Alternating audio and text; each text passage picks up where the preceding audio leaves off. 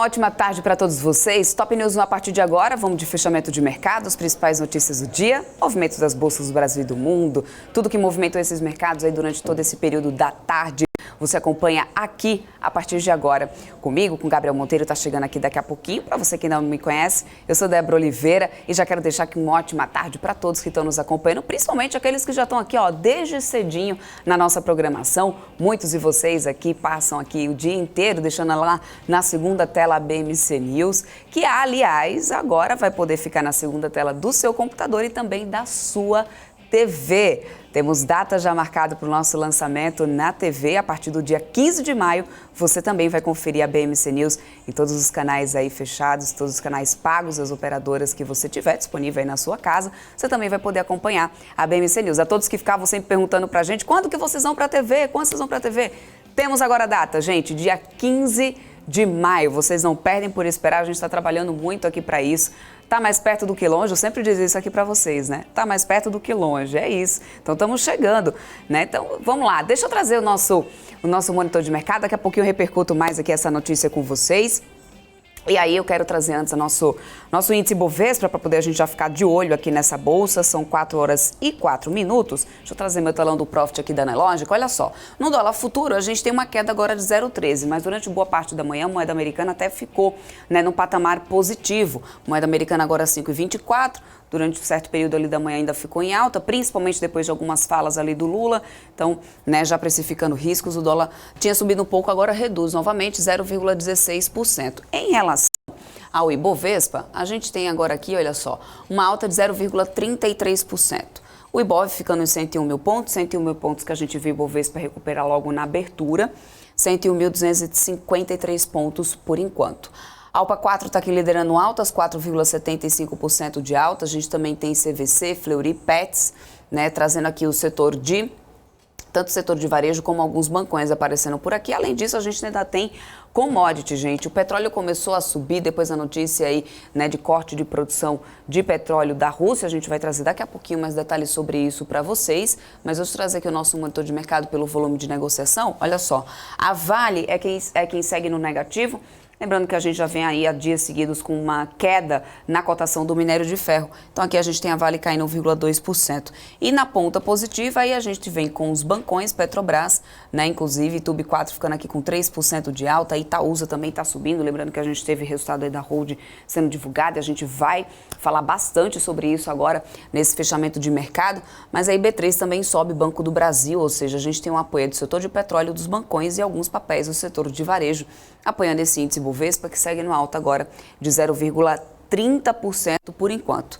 Na ponta negativa, além disso, a gente também tem a Eletrobras. A Eletrobras que teve aí nas falas do Lula hoje pela manhã, o presidente voltou a criticar a privatização da companhia, né, questionando inclusive para que teria servido esse dinheiro da privatização, né, o que teria sido feito com esse dinheiro. Então, depois disso, a gente também já vinha acompanhando queda de parte dos papéis do setor. E a Eletrobras entrou nesse bolo aí, nessa queda que a gente vem acompanhando desde o período da manhã. A curva DI também veio acentuando um pouco ali o risco, né, pressionando um pouco mais a curva da ponta mais curta até a ponta mais longa. E quem está liderando mesmo perdas, olha só, Localweb 5,12% de queda, a gente também tem CSN Mineração e outros papéis, setor de mineração, acompanhando essa queda da commodity, a queda do minério de ferro lá fora. Mas, para poder a gente entender como que a gente também está aí com esse mercado americano e também, né, como a gente fechou com as bolsas na Europa, a gente sabe que vem super quarta por aí e por lá, por fora, a gente estava vendo um certo alívio. Os investidores parecem que estão tentando correr ali para poder mostrar uma confiança ainda desse mercado lá fora. É isso mesmo, Gabriel? Boa tarde para você. Boa tarde, dona Débora Oliveira. 15 de maio, é isso? 15 de maio, olha nada. Só. É a gente nada. Já pode colocar a contagem regressiva, hein? Já vou marcar lá para poder o pessoal. Eu não tenho entender. nem roupa para isso, Débora Oliveira. Vou ter que dar um jeito aqui, me acertar. Estavam esperando por isso dia 15 de maio, em todas as operadoras, já temos data de estreia na TV fechada. Junto com essa estreia, viremos, claro, com todas as informações sobre o mercado financeiro nacional e internacional. 15 de maio, não esperava por essa, vou ter que me ajeitar aqui, porque não dá para usar essa roupa aqui na nossa estreia, essa grande estreia, esse grande passo da BMC News, que será acompanhado por todos vocês. Eu tenho certeza que todos que nos acompanham, nos apoiam todos os dias, estarão ali firmes na nossa estreia na TV fechada, em algumas operadoras aí pelo país. Vamos direto para o mercado norte-americano e antes de falar sobre Estados Unidos propriamente dito, eu gostaria de dar alguns passos atrás, falar sobre outros continentes, outros mercados. Nós temos praticamente todo o mercado internacional em patamar positivo no dia de hoje, ou seja, aquele respiro, aquele alívio dos mercados internacionais. Nós temos sempre o setor financeiro em voga, sob muita atenção, e desde a semana passada nós vimos alguns entes internacionais atuando para conter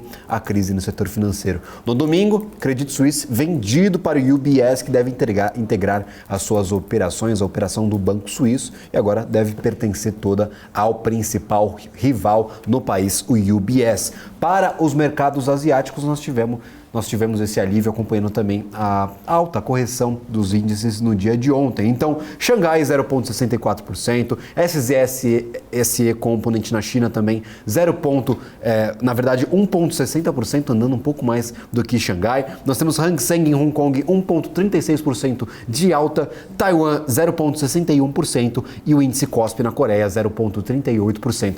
Para Nikkei no Japão, não tivemos negociações no dia de hoje, feriado local, não tem bolsa de valores, então as cotações ainda estagnadas na forte queda do dia de ontem, sendo 1,42% de queda para o índice Nikkei 225, principal índice acionário japonês.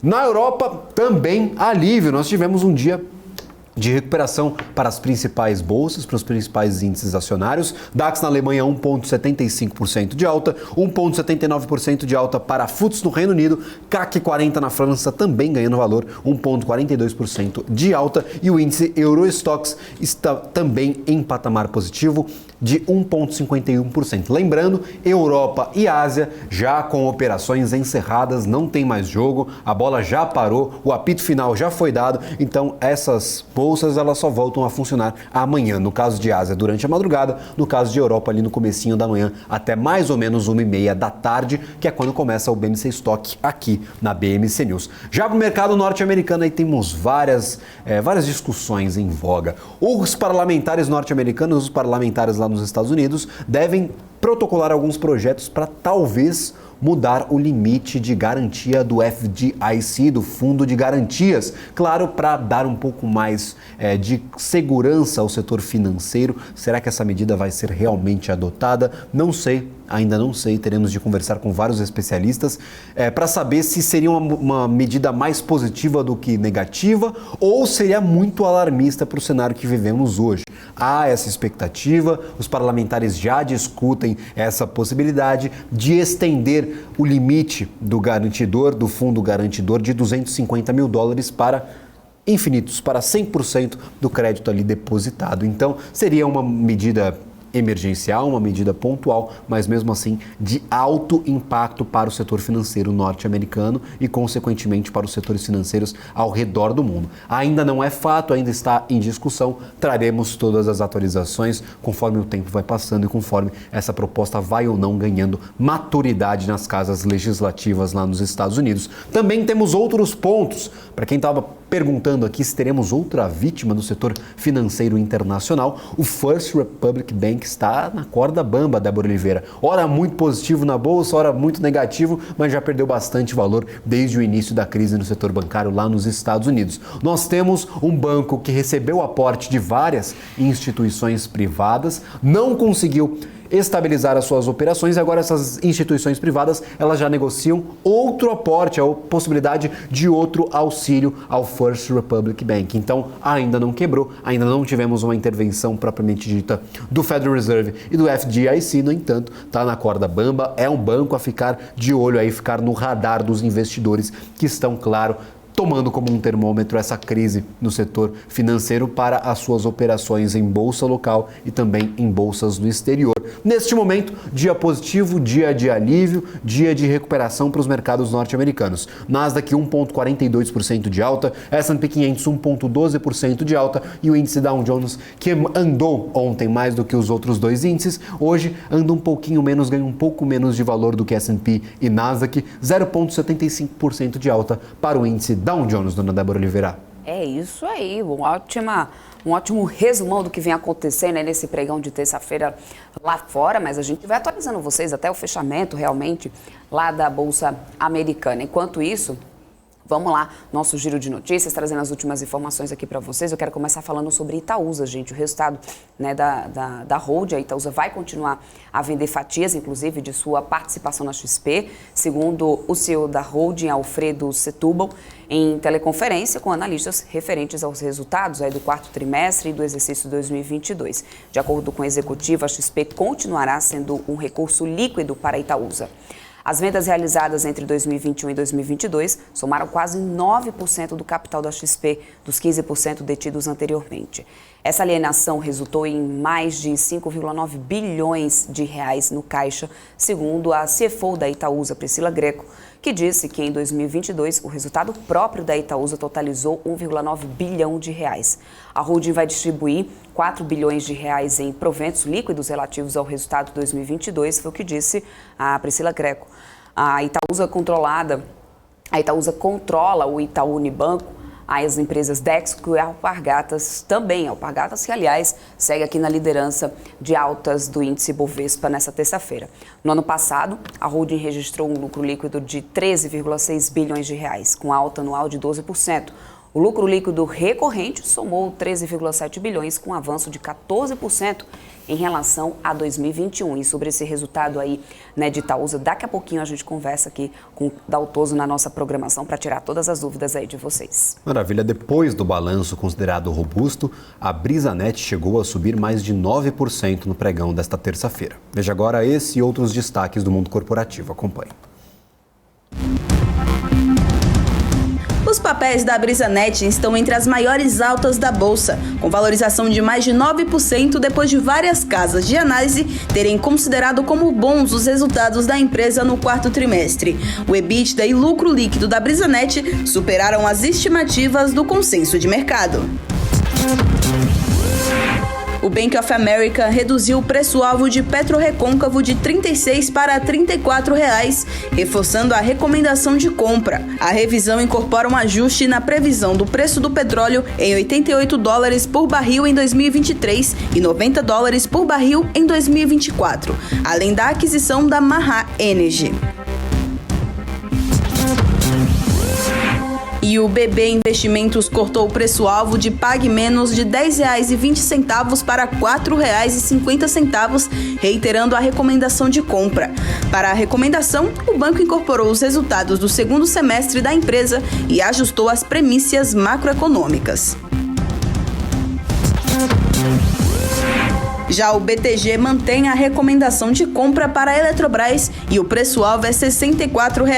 O anúncio da aquisição de 23% de participação na usina hidrelétrica Santo Antônio da CEMIG GT, Novonor e AGEPAR, aumentando sua participação no ativo de 72,3% para 95,2%, é um passo importante para as sinergias operacionais da companhia, segundo o banco. E o Bank of America cortou a projeção para a Selic no fim de 2023 de 11,75% para 11%. E agora espera que o início do ciclo de redução dos juros ocorra já em maio e não em agosto. O novo cenário contempla corte de 0,25 ponto percentual da Selic em maio, seguido por baixas de 0,5 ponto nos meses seguintes. O banco manteve a expectativa da Selic em 9,5% no fim de 2024. A revisão de cenário leva em conta o aperto das condições de crédito do Brasil, agravada pela crise da Americanas. Mas a redução de 2,75 ponto percentual da Selic ainda vai depender dos termos do novo arcabouço fiscal, segundo o banco. Para o BOFA, o atual cenário deve fazer com que o Copom altere o seu balanço de riscos no comunicado de amanhã, o que abriria espaço para o início do ciclo de cortes já na decisão seguinte, no dia 3 de maio. As expectativas de inflação acima do centro da meta de 2023 a 2025 no Focus são um espelho para a antecipação do ciclo de cortes, mas haveria espaço para uma ancoragem, segundo o relatório do banco. O cenário do BOFA assume que o governo aumentará o centro da meta de 3% para 4% em 2024, com uma trajetória cadente para o alvo nos anos seguintes. E véspera de Copom, Gabriel, eles fazem essa revisão, hein? Exatamente, lembrando, Super Quarta, nesta quarta-feira teremos cobertura ao vivo aqui na programação da BMC News. Você que quer ficar inteirado de tudo que está acontecendo, tanto na política monetária lá nos Estados Unidos quanto aqui no Brasil, acompanhem a programação ao vivo da BMC News. Amanhã será uma quarta-feira definitiva para os mercados internacionais. Não muito por conta do Brasil, mas para a gente aqui essa taxa importa muito, mas também lá nos Estados Unidos a decisão do Fed deve trazer muitos impactos para as bolsas e, se não, trazer ali também uma expectativa do que nós podemos esperar para as próximas reuniões. E agora, continuando com o nosso giro de notícias, para reabrir o consignado para aposentados e pensionistas do INSS, os bancos privados querem elevar o teto para os juros nesta modalidade de empréstimos de 1,70% para ao menos 1,9% ao mês. Durante reunião no Palácio do Planalto, foi acordado que a nova taxa ficará entre esse patamar de 2% ao mês, segundo informações dos técnicos da equipe econômica para o jornal O Globo. O teto de juros foi reduzido de 2,14% ao mês para 1,7% a pedido do ministro da Previdência, Carlos Lupe, mas sem fazer o aval da Fazenda. Na reunião, o Ministério da Previdência defendeu um teto de 1,81% ao mês, mas nesse caso, somente a Caixa retomaria as suas operações. Dos 39 bancos que ofereciam crédito consignado antes da redução do teto de juros, 19 instituições já praticavam taxas abaixo dos 2% ao mês, segundo dados do Banco Central, e 11 bancos ofereciam juros inferiores a 1,9% ao mês. Bom, é isso aí. Olha, antes da gente ir para o intervalo comercial, deixa eu só dar um oi aqui para o pessoal do nosso chat, pessoal que está nos acompanhando, muita gente aqui já falando sobre o nosso 15 de maio, hein? Olha, data importantíssima. Regis Andrade está pedindo para poder dar um F5 aqui no gráfico. O Regis, está atualizado, 0,10 de alta, tá? O índice futuro, o Infut também segue ainda em alta por aqui. Não sei se é do índice futuro que você está falando ou do Ibovespa, mas ainda a gente segue no patamar positivo. O Peter Santana falou que ele, claro, vai estar acompanhando a gente. Que bom, muito obrigada por todos vocês, pela audiência de todos. MPK, que já comentou aqui também. Helder, que está aqui acompanhando a gente desde mais cedo. Marcos Antônio, boa tarde para você. Cássia Calçados, olha isso, boa tarde. Regis, também já vinha comentando aqui desde cedo, hein? Helder está perguntando se eu estou de rosa. Não, não é rosa não, viu, o Helder? Eu estou de cinza, hein? Tá bem longe de ser rosa isso aqui. É cinza, criatura. Vamos lá. Eu também fui enganado, viu, Débora Oliveira? Você foi enganado? Acho que minha visão aqui não está muito boa, viu? Acho que tinha certeza que era rosa e agora eu fui refutado. Olhei para o lado e falei, não, é cinza mesmo, então minha cabeça já não está tão legal assim. Olha, hein? Bom, a gente vai para um rápido intervalinho comercial. Eu aguardo vocês aqui logo na sequência, na volta. Não sai daí que a gente volta já. A gente vai falar muito mais sobre o resultado de Itaúsa, mais giro de mercado para vocês. Então fica aí que a gente já volta. As empresas que fazem parte do seu dia a dia estão em uma das maiores bolsas do mundo, a Nasdaq. E a boa notícia é que você pode investir nessas empresas diretamente pela Avenue, sua corretora nos Estados Unidos. Com os dados das ações dos Estados Unidos fornecidos pela Nasdaq em tempo real, o cliente Avenue pode acessar diretamente as maiores bolsas do mercado americano. Entre neste mercado de tecnologia e inovação. Acesse avenue.com.br/Nasdaq e seja bem-vindo ao mercado global. Fala, meu povo, beleza? Estão abertas as inscrições para o meu curso de opções. Você estará a meu lado durante 6-7 horas, ao vivo, aonde você irá aprender desde o básico dos principais conceitos de opções, até o modo de você fazer proteção da sua carteira contra incerteza, se vale a pena fazer o tempo todo, se não vale, como essa proteção deve ser feita e também para você especular, tanto na alta como na baixa das ações. Inscreva-se agora e você ainda vai garantir 2 bônus. O primeiro bônus, a carteira recomendada de opções de Marco Saravalli, e o segundo bônus, a carteira de financiamento também de opções com Marco Saravalli. Te espero lá.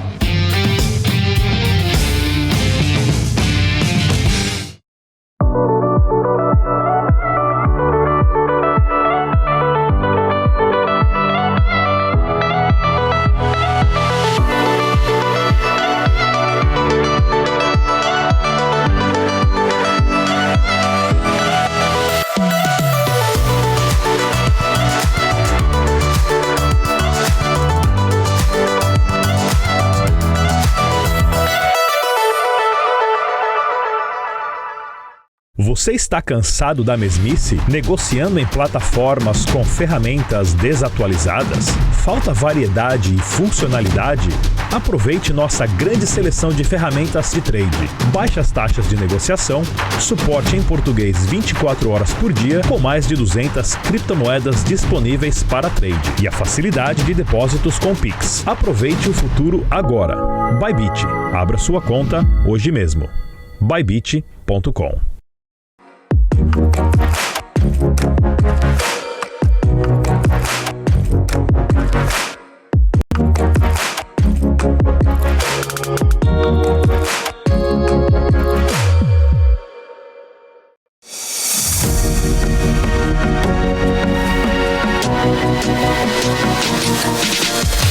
PMC News, informação que gera valor.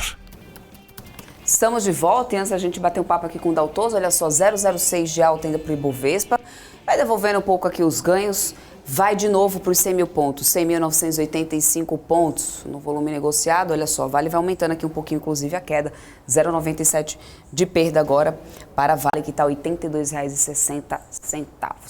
E para a gente falar um pouco mais sobre esse setor bancário, setor financeiro do mundo e resultado de Itaúsa, Carlos Daltoso, chefe de análise da Eleven, já está aqui com a gente.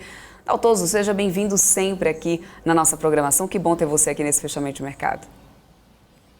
Olá, pessoal. Boa tarde. Sempre um prazer muito grande participar aqui com vocês. Estamos à disposição para falar um pouco de mercado, bolsa e setor financeiro hoje.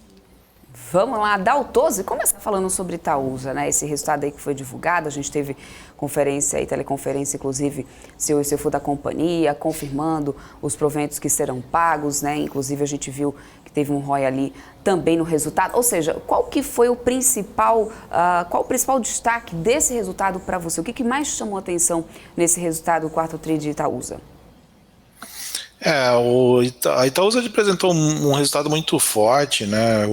O que me chamou mais a atenção foi a elevação da participação do setor financeiro nesse quarto trimestre, que foi algo um pouco sazonal, né?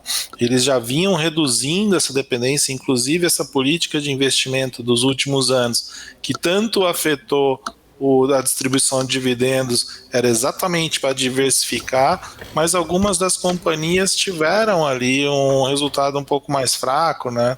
E uma participação negativa ali nas receitas, enquanto o setor financeiro ali representado por Itaú e XP representaram 96% do total das receitas das empresas investidas nesse quarto trimestre, né? No consolidado do ano, isso foi de 90%.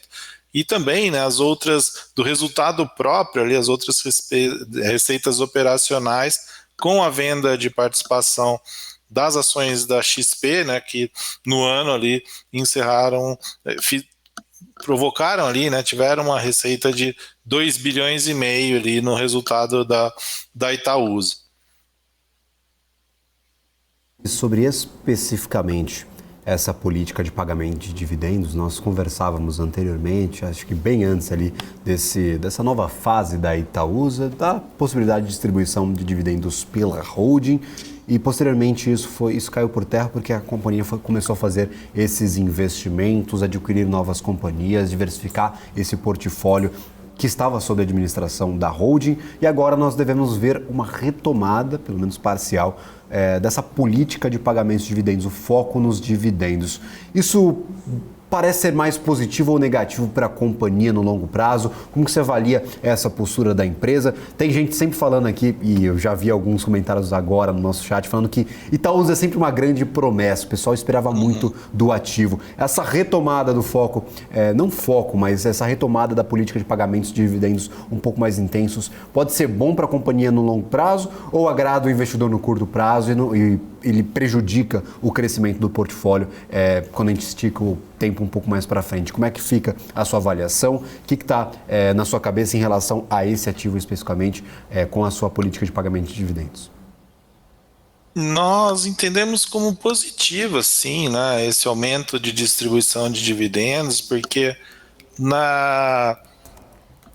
como a gente comentou, né, num período, alguns anos atrás, a companhia buscou diversificar, aumentar os investimentos para justamente diversificar o seu portfólio e agora, né, a alocação ótima de capital já foi feita, então distribuir de dividendo é uma das possibilidades. Então a gente vê sim com bons olhos. Isso acabou afastando, né, a diminuição do dividend yield ao longo dos últimos anos acabou afastando alguns investidores ali, mas a Itaúsa continua uma das queridinhas, né, e um dos papéis aí com maior participação de pessoas físicas dentro da B3. Então a gente vê sim como positiva essa nova alocação de capital. Isso já foi falado, né, pelo CEO na teleconferência de resultados do terceiro trimestre e reforçado hoje, né, que a política de dividendos deve voltar ali ao que era, né, pelo menos, mesmo que gradativamente, mas a expectativa é que se divulgue, pague mais dividendos aí ao longo dos próximos trimestres. Né?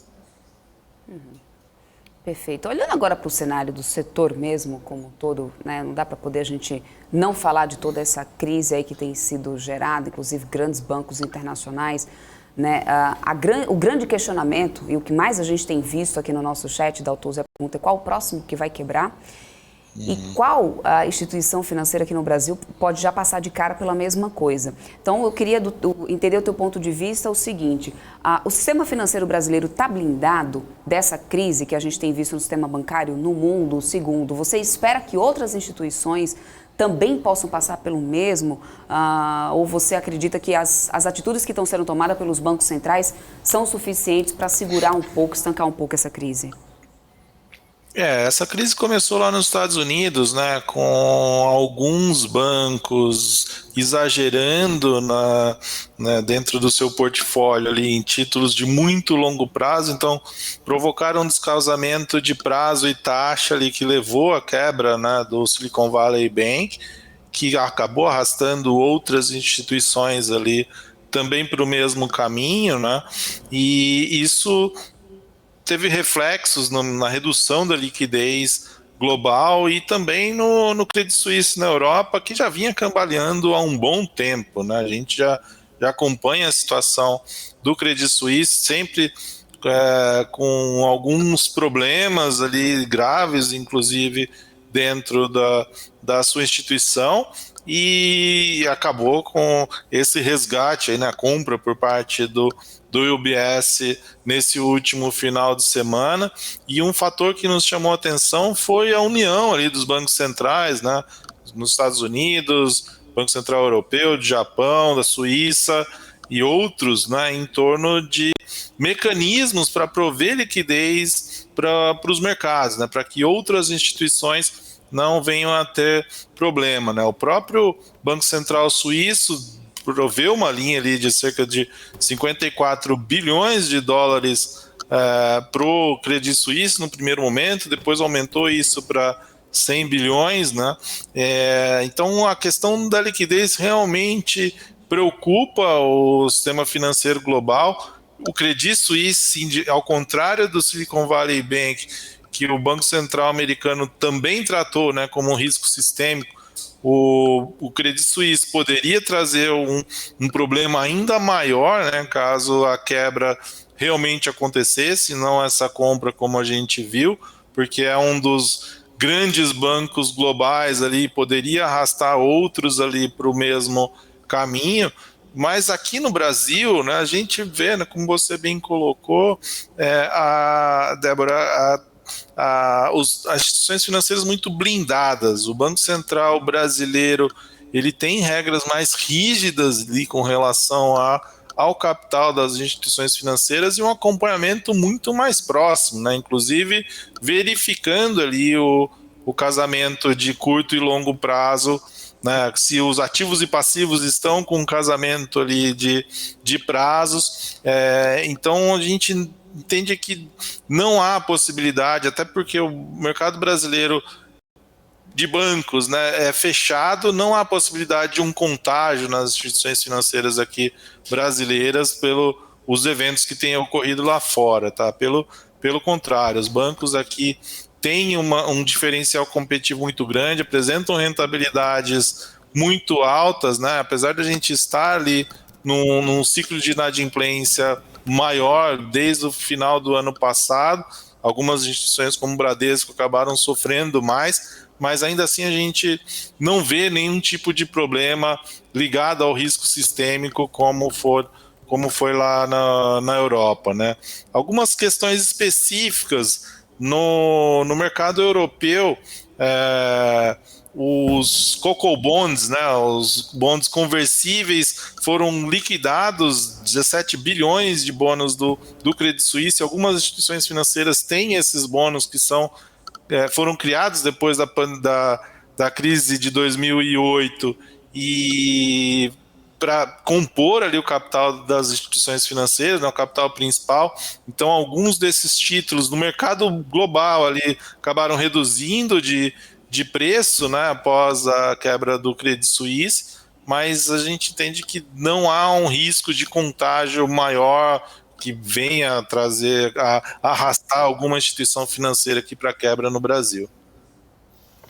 Maravilha, Daltoso. Inclusive, falando especificamente sobre instituições financeiras no Brasil, nós tivemos essa temporada de divulgação de resultados referente ao quarto trimestre de 2022, mas muito poluída por fatores muito específicos, como o caso Americanas. Quando a gente falava de resultado de banco, falava necessariamente de Americanas, provisionamento de dívida para a Americanas. Então isso ficou, acho que os resultados ficaram um pouco abaixo ali, pelo menos na mídia, nas divulgações, nas conversas sobre bancos aqui no Brasil, ficaram embaixo da crise de Americanas, crise sobre o crédito privado. Então, como que está a visão para o setor financeiro brasileiro? A temporada de resultados foi boa, foi positiva? Agora que nós tivemos a maioria já das instituições com os seus balanços operacionais divulgados, a gente pode tirar que o setor financeiro está em um bom momento ou ainda há muitas preocupações, exceto, claro, o caso Americanas, que foi pontual para algumas grandes instituições aqui no Brasil. O setor financeiro está saudável, o setor financeiro pode viver um bom ano de 2023 ou ainda há muitas preocupações aqui que já estão aparecendo nos resultados dessas empresas? O setor financeiro teve uma temporada de neutra para negativa ali no quarto trimestre, muito em função do efeito Americanas.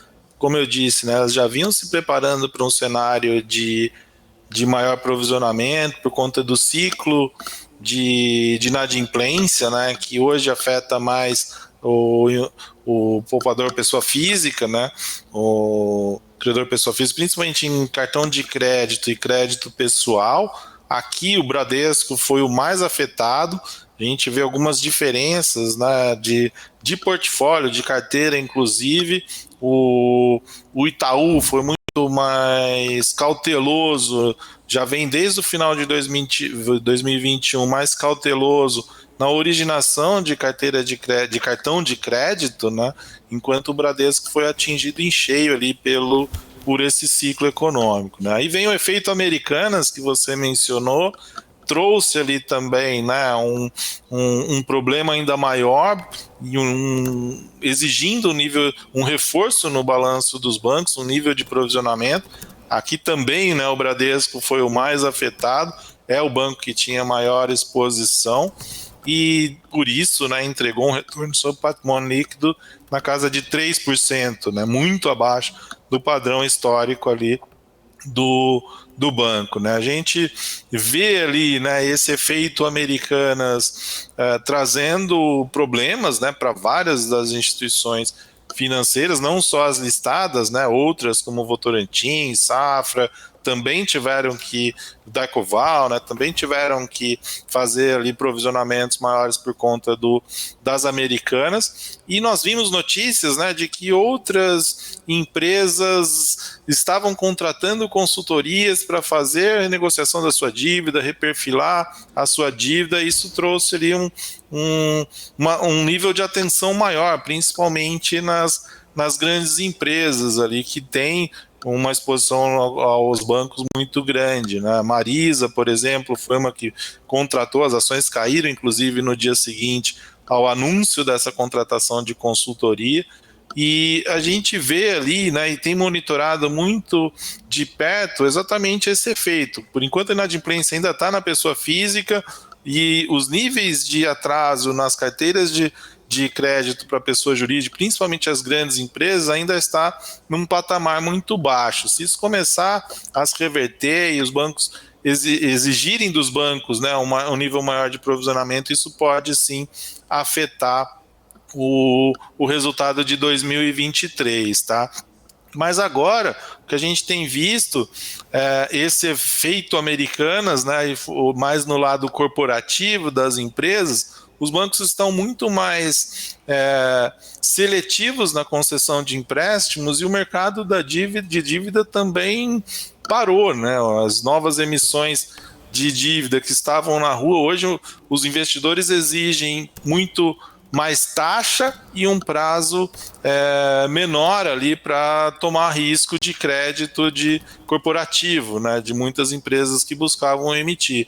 Então a gente vê também com certa preocupação, né, como as empresas estão buscando reperfilar suas dívidas e com a Selic nesse patamar por um período maior de tempo, o custo do serviço da dívida vai impactar negativamente sim o resultado das companhias, né?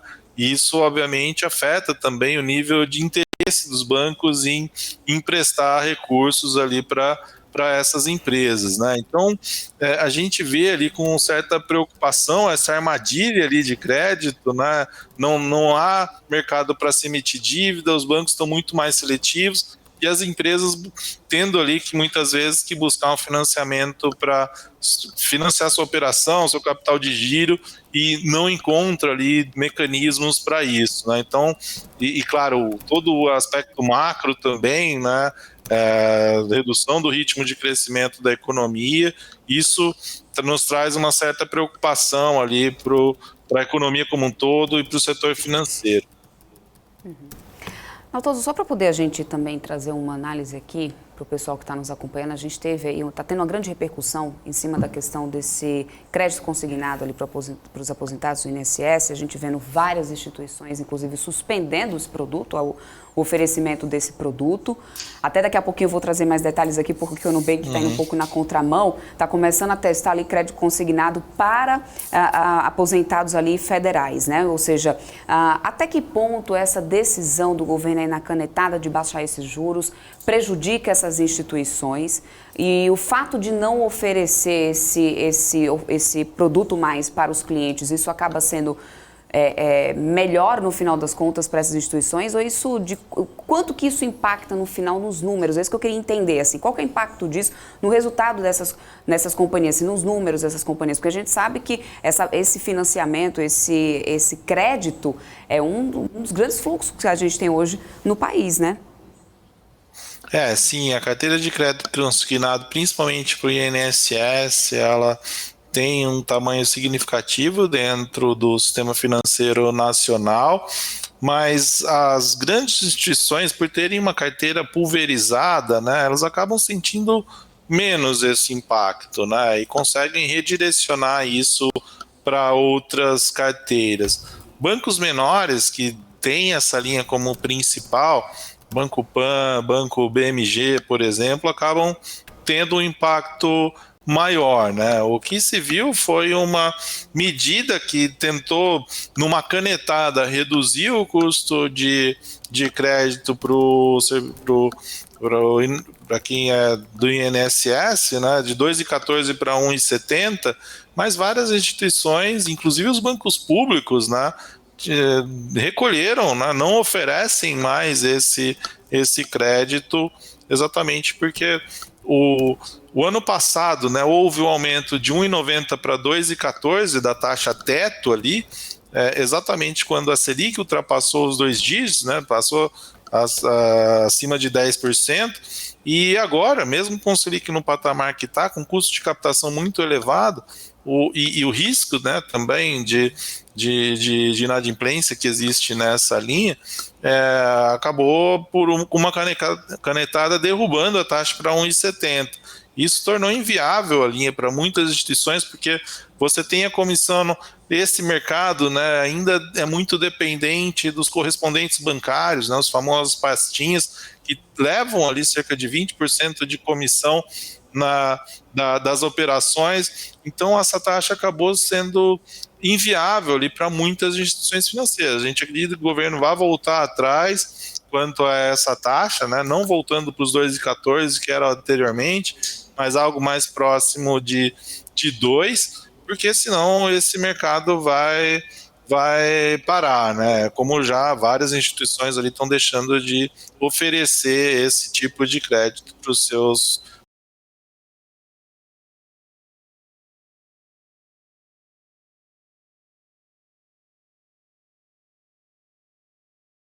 raciocínio.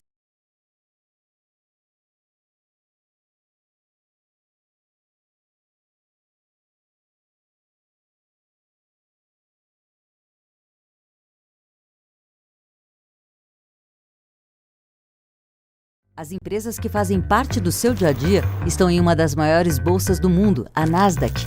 E a boa notícia é que você pode investir nessas empresas diretamente pela Avenue, sua corretora nos Estados Unidos. Com os dados das ações dos Estados Unidos fornecidos pela Nasdaq em tempo real, o cliente Avenue pode acessar diretamente as maiores bolsas do mercado americano.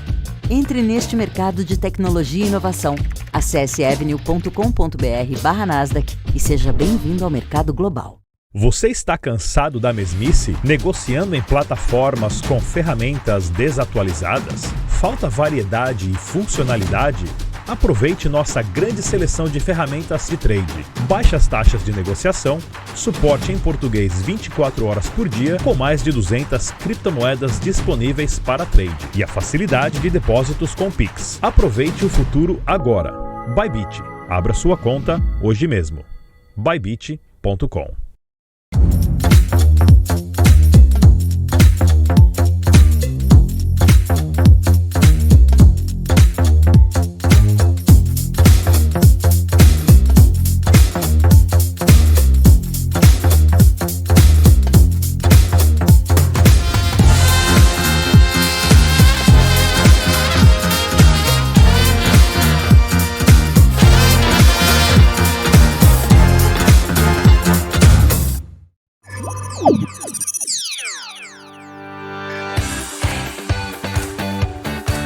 Aqui você pode negociar índices como DAX, Nasdaq e S&P 500 e commodities como soja, cobre, petróleo e café. Além de ações e ADRs das maiores empresas do mundo, como a BMW, Google, Apple, Netflix e Disney.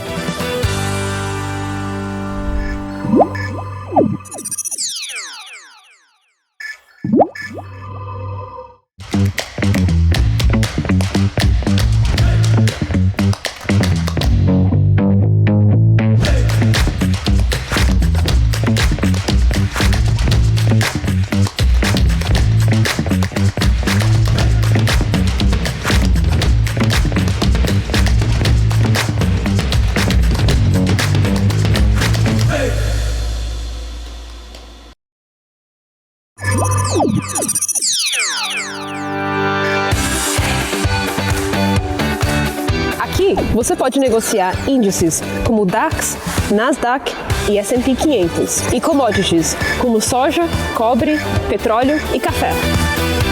Além de ações e ADRs das maiores empresas do mundo, como a BMW, Google, Apple, Netflix e Disney.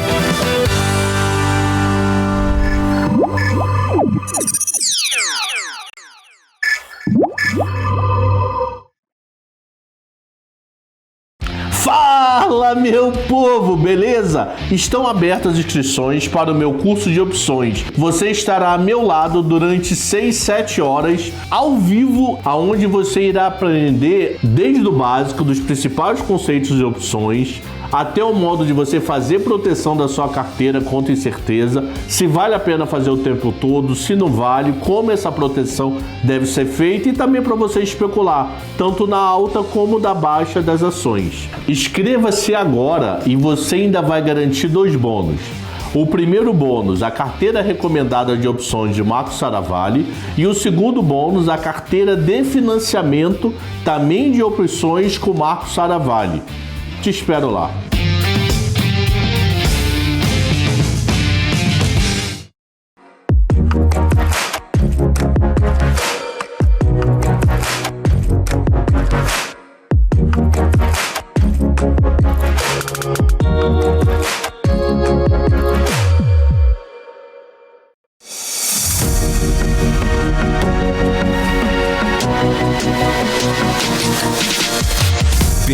News. Informação que gera valor. Agora sim, estamos de volta. Vamos lá para um giro aqui no nosso índice Bovespa, que está aqui no 0,18 de alta, hein, gente? Até chegou a triscar os 100 mil pontos na mínima, 100.922 pontos, né? A gente teve na abertura os 100 mil pontos e ainda há pouco o Ibovespa foi devolvendo aqui os ganhos, mas agora está nos 101.070 pontos, alta de 0,15. No dólar futuro, a gente segue aqui, ó, no patamar negativo. Opa, deixa eu trazer aqui para a gente dar uma atualizada. No patamar positivo, 0,11 de alta, 5,25%. 0,10 de alta, R$ 5,25. Já imaginou 5,5%? Deus me livre, não cabe matetica. 5,25 é a cotação da moeda americana agora, gente. Local Web lidera perdas em 6,14%. Carrefour também vai caindo agora. Setor de elétricas, como eu falei mais cedo para vocês, papéis de Eletrobras, olha só, Elet 6 caindo quase 3%, Elet 3 caindo mais de 3%.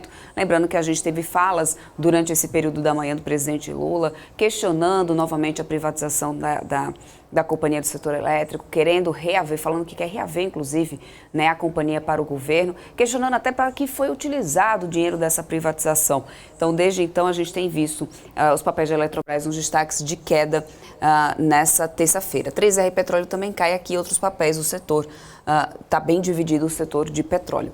E Dux é quem lidera altas agora, 4,36%. Alpa 4 também está subindo 4%. Lembrando que a gente teve resultado da Ruge e Itaúsa. Né, e o papel tem aqui aparecido, né, controlada pela Itaúsa, está aqui Alpa 4 subindo 3,92%. Prio também sobe hoje, 2,74% de alta, papéis de Petrobras também em seguida aqui seguindo o patamar positivo. Vou trazer aqui só o setor de petróleo para ir atualizando vocês e como que a gente está aqui, olha só. Ultrapar sobe 2,8%, Prio 3 está seguindo aqui, né, numa alta nesse momento, Petro Recôncavo também sobe 2,11%, Petro 3 2,33%, Prio 2,81% de alta. No setor de siderurgia e mineração, a gente teve mais um dia de queda forte na cotação da commodity, né, do minério de ferro lá nos contratos futuros da Lian. E aqui, olha só, a Vale cai 0,77%. Há pouco a Vale tinha expandindo essas perdas. A gente tinha visto aí o índice Bovespa triscar no negativo de novo, voltou para alta, mas está aí, né, muito mais próximo ao 0 a 0, trazendo de qualquer forma uma expectativa do investidor por essa super quarta. CSN Mineração é quem vai liderando perdas agora aqui, 4,26% por enquanto. Né? Então, no índice Bovespa seguimos assim, 0,10%, e aí no índice mesmo olha só, Alpa 4, que vem nos destaques, Pets, setor de educação e também setor de varejo aparecendo por aqui. Uma última informação aqui para vocês, gente, olha só, o Departamento Intersindical de Estatística e Estudos Socioeconômicos, o DIEESE, informou que 69,1% de 149 negociações referentes à data base de fevereiro alcançaram resultados acima da inflação definida pelo Índice Nacional de Preços ao Consumidor, INPC, do Instituto Brasileiro de Geografia e Estatística, do IBGE. De acordo com o boletim, outros 23,5% dos reajustes da database ficaram em linha com o índice inflacionário, né, e 7,4% ficaram abaixo da inflação. O boletim afirma que o desempenho das negociações de fevereiro ficou semelhante aos das duas datas base anteriores, em especial a de dezembro de 2022, em que predominaram os reajustes acima do INPC. E eu estava dando uma olhada aqui, vocês estavam pedindo para a gente atualizar sobre Bitcoin. Então vamos lá, vamos entender como está o mercado das criptomoedas agora, seu Gabriel Monteiro. É isso aí, dona Débora Oliveira. Voltamos aqui ao nosso cenário característico do Crypto News. Será que volta aqui o Crypto News? Lembrando, todas as tardes, todos os dias, no BMC Stock eu dou um giro de notícias e também, claro, atualização de mercado sobre o mercado de criptoativos. Então, para você que se interessa por isso, todo dia no BMC Stock tem um encontro marcado comigo para falar sobre cripto. E todas as semanas, depois da minha TV voltar a funcionar aqui, ah lá, maravilha, aqui é magia da televisão, a gente fala com o equipamento, ele volta a funcionar, é uma bronquinha só que a gente dá, que ele já volta, que ele se esperta e ele volta aqui a aparecer, a trazer informações para você. Mas lembrando, todas as semanas nós temos CryptoCast, um podcast totalmente dedicado para falar sobre o mercado de criptoativos. Tem cenário, tem criptoativos específicos, a gente bate um papo super legal com especialistas sobre alguma moeda ou algum projeto específico e também grandes modas. Desta vez é o Liquid Staking, o que será esse bicho de 7 cabeças chamado de Liquid Staking, e também, claro, essa grande crise no setor financeiro, como está impactando os criptoativos. E eu já lhe adianto, Débora Oliveira, está impactando reagindo muito positivamente. É até contrassensual dizer que o mercado de criptoativos está bem enquanto todo mundo está mal, enquanto o setor financeiro está quebrando, mas claro, nós temos um movimento muito positivo para Bitcoin, para Ethereum, para todos os outros criptoativos. É um ano majoritariamente positivo para a cripto, se recuperando de um péssimo ano de 2022. Foi um ano terrível para a economia digital. Então nós temos aqui, Bitcoin, 28.282 dólares neste momento, máxima absoluta. Nós viemos aqui desde aqueles 15 mil do finalzinho do ano passado. Nós chegamos ao começo deste ano basicamente nos 15 mil dólares e tivemos um rally de alta nesses três primeiros meses, até os 25 mil dólares, que era a máxima anterior, e com essa crise do mercado financeiro, nós voltamos aos 19 mil e agora disparamos aos 28 mil dólares, isso para o Bitcoin. Para o Ethereum, nós estamos em 1.800 dólares, quase cravado ali nos 1.800, oscilação diária de 3,52% positiva. É maior do que a do Bitcoin, que roda ali em 1,8% de oscilação positiva na variação intradiária. Lembrando, nós zeramos o mercado de criptoativos todos os dias às 9 horas aqui do Brasil. O mercado não para, ele não finaliza suas operações, não tem ali after, não tem nada, está sempre operando. No entanto, nós temos um mercado que às 9 horas de todos os dias ele zera as suas negociações e, claro, nós temos essa métrica da variação intradiária para os criptoativos. Bitcoin, neste momento, 28.277, Ethereum, 1.800 dólares. No entanto, eu gostaria de trazer, claro, a comparação dos dois gráficos. Enquanto o Bitcoin ele não via esse patamar de preço desde junho do ano passado, que foi no meio da queda. Nós tínhamos aqui o Bitcoin em 46 mil dólares, nós tivemos algumas complicações no ano de 2022 e no meio do ano, no comecinho, na verdade, nós tivemos uma forte queda para os ativos. Então nós viemos aqui de 46 basicamente, terminou ali o ano de 2021 próximo dos 70 mil dólares, voltou aos 46 e nós vimos essas fortes quedas aqui até o mês de junho, que foi um mês de recuperação para os criptoativos. Então, o Bitcoin ele não vê esse patamar de preço desde junho do ano passado, leve recuperação para o mercado de criptoativos entre julho e agosto. No entanto, o Ethereum ele viu um movimento diferente. O Ethereum já havia recuperado parte do seu valor, conseguia manter parte do seu poder de compra, parte do seu valor comparado, claro, à moeda norte-americana, e em setembro ele já negociava esses mesmos patamares em que estamos vendo hoje o ativo digital, 1.800 dólares. Em setembro nós tivemos a grande atualização do Ethereum, o merge para a rede da Ethereum, que trocou o mecanismo de consenso do projeto da blockchain de prova de trabalho para prova de participação, intitulando ali o staking na Ethereum, na rede da Ethereum. Então nós vimos aí esse patamar visto um pouco mais recentemente para o Ethereum do que para o Bitcoin. Essa é uma recuperação histórica. Desde junho do ano passado não vemos esse patamar para o Bitcoin, desde setembro do ano passado não vemos para o Ethereum. Lembrando, esse spread, essa diferença entre o maior criptoativo do mercado e o segundo maior, aí eu comparo, claro, Bitcoin e Ethereum, ele está crescendo nos últimos dias. O mercado está buscando mais o Bitcoin do que o Ethereum, e isso, claro, se mostra nessa recuperação. Desde setembro não vemos e, claro, desde junho não vemos para o Bitcoin esse patamar de preços, Bitcoin andando mais do que todo o restante do mercado de criptoativos, pelo menos em força, em tração, ganhando essa potência nesse comecinho de ano. Débora? É isso aí. Bom, a gente vai continuando por aqui. Daqui a pouquinho a gente atualiza para vocês, inclusive, né, como que a gente está aqui com o fechamento do mercado. Faltam 4 minutinhos para a gente fechar o índice Bovespa, que chegou a perder novamente os 101 mil pontos, voltou para os 101. Está muito mais próximo aqui à estabilidade. Daqui a pouco a gente atualiza aí como que a gente realmente fica, né, nessas 5 horas, nesse fechamento do mercado, inclusive as maiores altas e baixas do dia, assim como na Bolsa Americana, né? Quando a gente trouxer o fechamento de lá, a gente já atualiza aqui para todos vocês. Agora vamos lá, deixa eu trazer ela aqui para poder a gente conversar.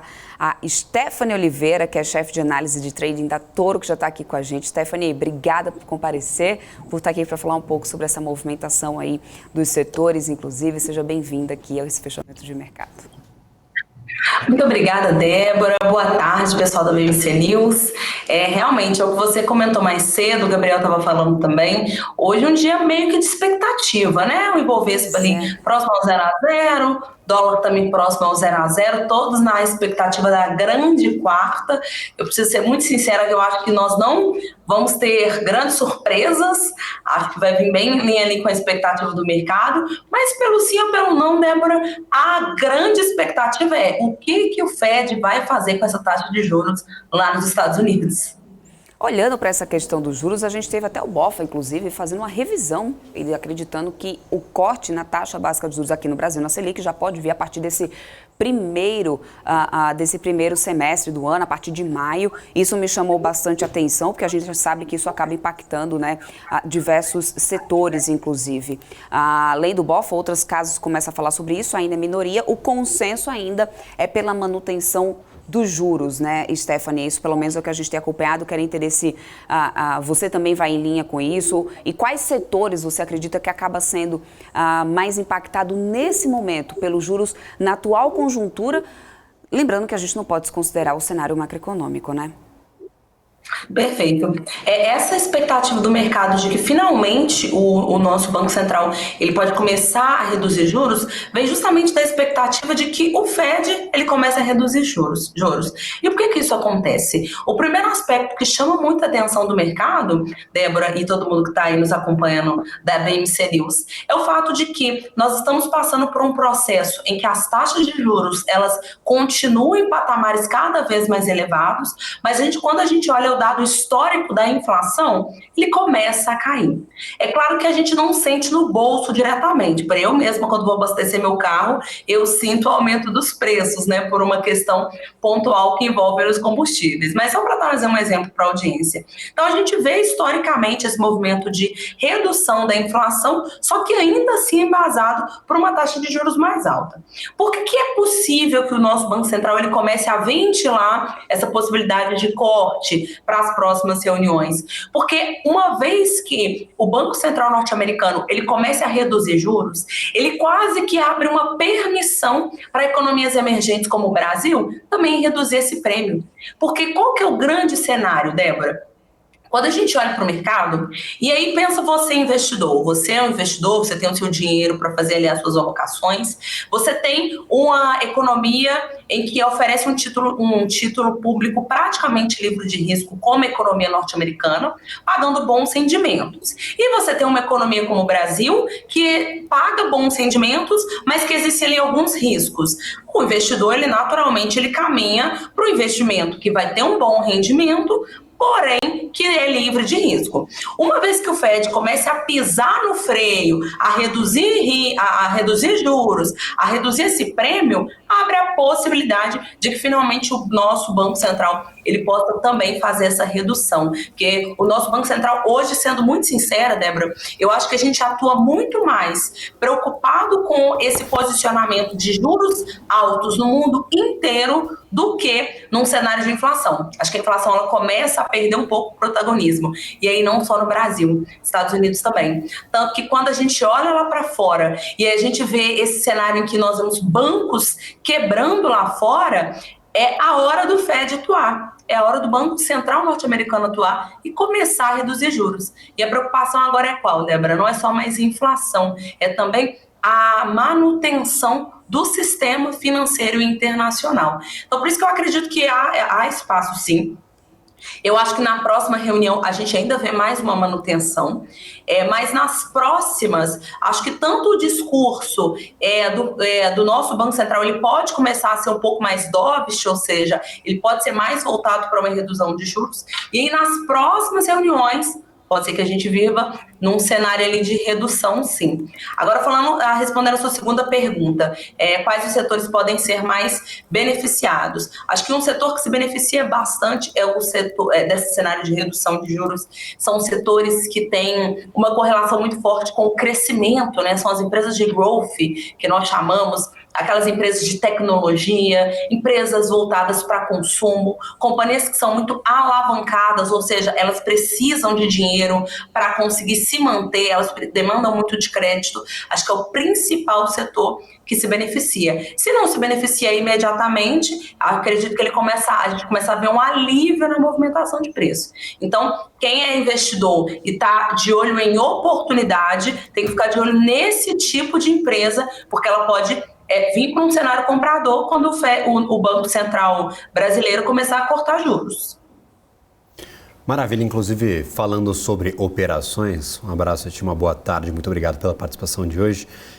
A gente fala sobre bastante aqui no nosso chat, na verdade, muita gente pergunta, fala, não, vale a pena operar essa decisão, já que está dentro do consenso, já que a gente vai ter uma manutenção, vale a pena aproveitar esse período de pré-divulgação de cupom aqui no Brasil, de pré-divulgação de política monetária, para caçar algumas oportunidades agora, como, claro, atuando nessa plataforma de trading, você que já tem essa expertise. Tem muita gente que gosta de dormir comprado em certas ocasiões. Ah, não, vou dormir comprado em resultado, vou dormir comprado em tomada de decisão de política monetária. Ainda temos um dia de mercado até essa tomada de decisão. Amanhã é um dia de esperar, de ficar de fora do mercado, talvez ali esperando um pronunciamento um pouco mais tranquilo do mercado financeiro, do Banco Central especificamente. Ou é um momento ainda de cautela para o que a gente pode ver lá nos Estados Unidos? Como que você baliza essas decisões em momentos específicos como esse? É uma quarta-feira muito importante. Boa. Vamos lá, Gabriel. Boa tarde. Gabriel se teletransportou, vocês viram, né, gente? Ele estava num cenário, já está em outro cenário. Assim, Legal demais. É a magia da televisão, Stephanie. Já está sabendo, a magia Stephanie, da televisão. inclusive, dia 15 de maio... É a nossa estreia na TV, dia 15 de maio, todos os canais por assinatura, a BMC News também será transmitida, mais um passo importante aqui, então todos vocês, mas ainda mais próximo, né, dos brasileiros investidores e aqueles que querem entender um pouco mais sobre o mercado. Missão da BMC News, a gente vai expandindo um pouco mais, e é isso, 15 de maio a gente tem estreia na TV, se você não estava sabendo, já agenda aí também, Stephanie. Anotado, inclusive quem tá aí no chat, que é engraçado que as carinhas são sempre as mesmas, né? Eu também acompanho o BMC News, sempre tem as carinhas que estão sempre ali, de vez em quando tem um discorda do outro no chat, então você que tá aí na BMC News todo dia no chat, é a hora de apoiar e tá lá também acompanhando pela televisão, e parabéns, gente, por mais essa conquista, mais esse passo, oferecendo conteúdo de qualidade, gratuito, para mais pessoas informadas no mercado. Legal demais. Mas vamos lá, Gabriel, comentar um pouco então sobre o que fazer nesse cenário de expectativa, já que está tão precificado, né? Então, a gente está vivendo um cenário em que a expectativa é que, de fato, o Fed ele faça um aumento de 0,25%, 25 pontos, base points. E aí eu até vi ontem um Twitter do Elon Musk falando, eu acho que tinha que cortar 0,5%, mas eu acredito que o Fed não vai ouvir o Musk, não. Acho que ele vai de 0,25 de alta mesmo. Mas acredito que está bem dado mesmo, não tem muito que o Banco Central norte-americano ele possa fazer agora. A gente passou ali por um cenário em que nós vimos esse movimento desesperador, esse corre pelos bancos, a corrida pelo saque, a corrida do correntista, não tem o que o Fed... o que mais ele possa fazer por agora. Então, realmente acredito que vem esse aumento de 0,25. E aí, um conselho que eu sempre recomendo para todo trader, para todo investidor que me pergunta a gente não consegue operar notícia.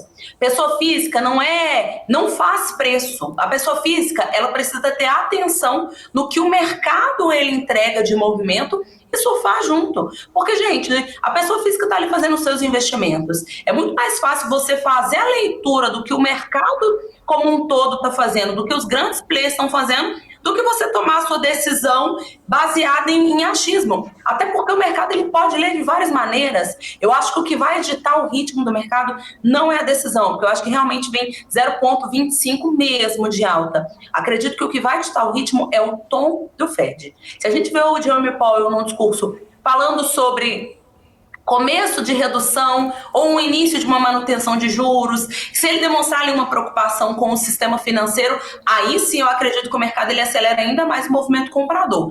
Tanto que hoje a gente está vendo os principais índices norte-americanos operando em alta agora, trazendo ali alguns números. A gente viu ali, S&P 500 subindo mais de 1%, 1,32%, Dow Jones quase 1%, Nasdaq 1,58%. Então, acredito que a expectativa do mercado é essa. Então, o que a pessoa física ela tem que fazer?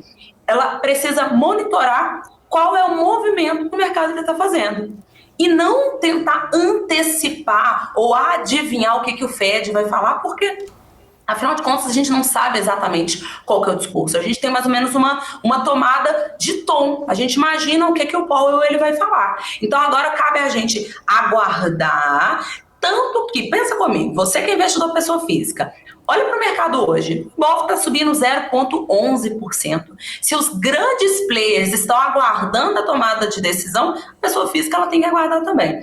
Eu acredito que vem um dado de 0,25%. Se o discurso dele for mais dovish, mais voltado para, olha, a gente vai começar a reduzir juros, a gente está preocupado com o sistema financeiro norte-americano, acredito que isso impulsiona ainda mais o movimento comprador, mas não se sabe exatamente o que o Powell ele vai dizer, qual vai ser o discurso dele. Se ele trouxer um discurso mais hawkish, ainda falando sobre defesa de inflação, aí nesse caso o mercado ele pode cair todo. Então, pelo sim ou pelo não, acredito que hoje, para quem opera movimentos mais imediatos, seja quem faz position, swing trade, é hora de pezinho no freio, vamos aguardar qual será o discurso do Jerome Powell. E acredito que pode seguir nesse tom de um movimento mais comprador mesmo, pelo que está sendo antecipado hoje, mas acho que vale aguardar a movimentação de amanhã. Claro, você que é trader e monitora movimentos intradiários, nada te impede de comprar às 9 da manhã e ir fazendo as suas operações até o horário do discurso.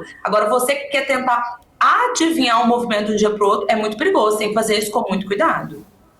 Maravilha, inclusive eu sempre falo, se operar a notícia desse certo, a gente ia ter uma mesa de RV aqui no meio do programa, no meio do estúdio da BMC News, a gente ia ter todo mundo operando no mercado financeiro, que ia dar uma grana danada, Débora Oliveira, você não acredita. Então não adianta querer adivinhar o que vai acontecer, não adianta chamar um vidente para ler a mão invisível do mercado e tentar ditar o futuro, é muito difícil, então a gente tem que ficar sempre atento ao que o mercado está dizendo e não o que nossas convicções acabam nos trazendo aí de informações. Às vezes você olha para o mercado e fala, cara, não faz sentido o que o mercado financeiro está fazendo, mas não adianta brigar, não adianta nadar contra a maré, é melhor se aproveitar desses movimentos, né, Débora? É isso mesmo. Stephanie, aliás, eu quero muito agradecer a participação conosco. Por favor, pode concluir. Por favor. Então, só um último belisco ali, 50 centavos de contribuição pelo que o Gabriel falou. Por favor.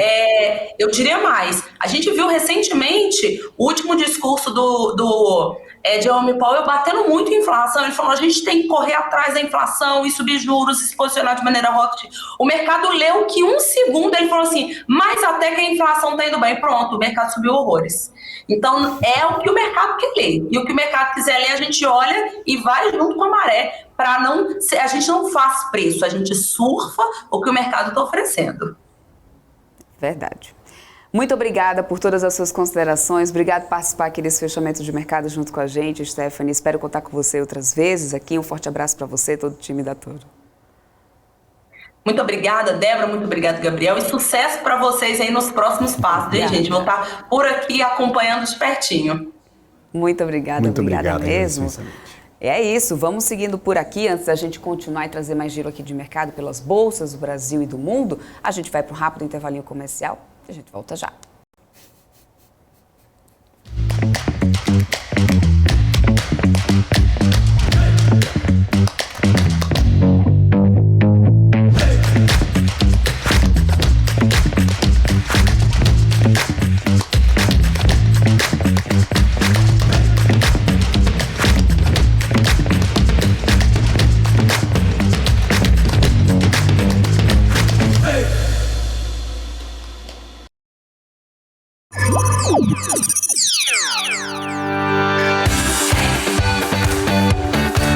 Aqui você pode negociar índices como DAX, Nasdaq e S&P 500 e commodities como soja, cobre, petróleo e café.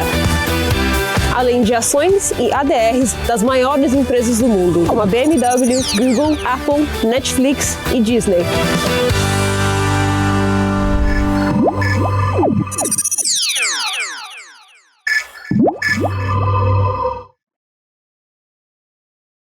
Fala, meu povo, beleza? Estão abertas as inscrições para o meu curso de opções. Você estará ao meu lado durante 6-7 horas, ao vivo, aonde você irá aprender desde o básico dos principais conceitos de opções, até o modo de você fazer proteção da sua carteira contra incerteza, se vale a pena fazer o tempo todo, se não vale, como essa proteção deve ser feita e também para você especular, tanto na alta como na baixa das ações. Inscreva-se agora e você ainda vai garantir 2 bônus. O primeiro bônus, a carteira recomendada de opções de Marco Saravalli, e o segundo bônus, a carteira de financiamento também de opções com Marco Saravalli. Te espero lá.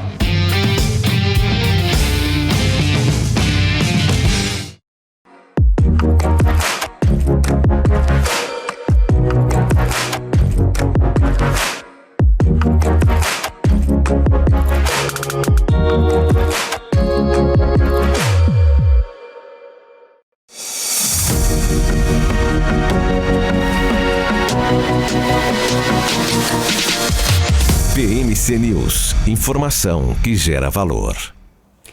Vamos lá de mais um giro de mercado, 007, é assim que a gente fecha com esse índice Bovespa, próximo ao 00 na estabilidade, nessa expectativa realmente, nesse compasso de espera, os investidores chegam ao finzinho do pregão dessa terça-feira, voltando inclusive para os 100 mil pontos que a gente tinha fechado na segunda. A gente abriu hoje aos 100.922, hoje fechamos aos 100.998 pontos. Olha isso, Gabriel, a gente foi para lá, foi para cá, não foi para lugar nenhum. Praticamente, ficamos então na estabilidade. No dólar futuro, a gente ficou com a leve alta 0,07, moeda americana 5,25. Nas altas e baixas foi Local Web, que ficou aí na liderança das quedas do dia, 5,97% de queda, 5,51. Depois a gente vem com Carrefour caindo 4,20%. Setor de frigoríficos também, aí pode ter um processo de realização de lucros e ainda, a gente tem, é importante lembrar que agora depois do fechamento do mercado ia ter divulgação do resultado de JBS. Então a gente também poderia estar vendo uma precificação no setor, apesar de que a gente vinha acompanhando o JBS em alta em boa parte da manhã, tá, gente? Nas altas do dia, Alpa 4, 3,44% de alta e Dux em seguida 3,38%. Os papéis da Petrobras conseguiram permanecer em alta, acompanhando, inclusive, um dia de alta na commodity, e também os bancões junto com o petróleo, foi o que ajudou um pouco aqui esse índice Bovespa hoje, ó.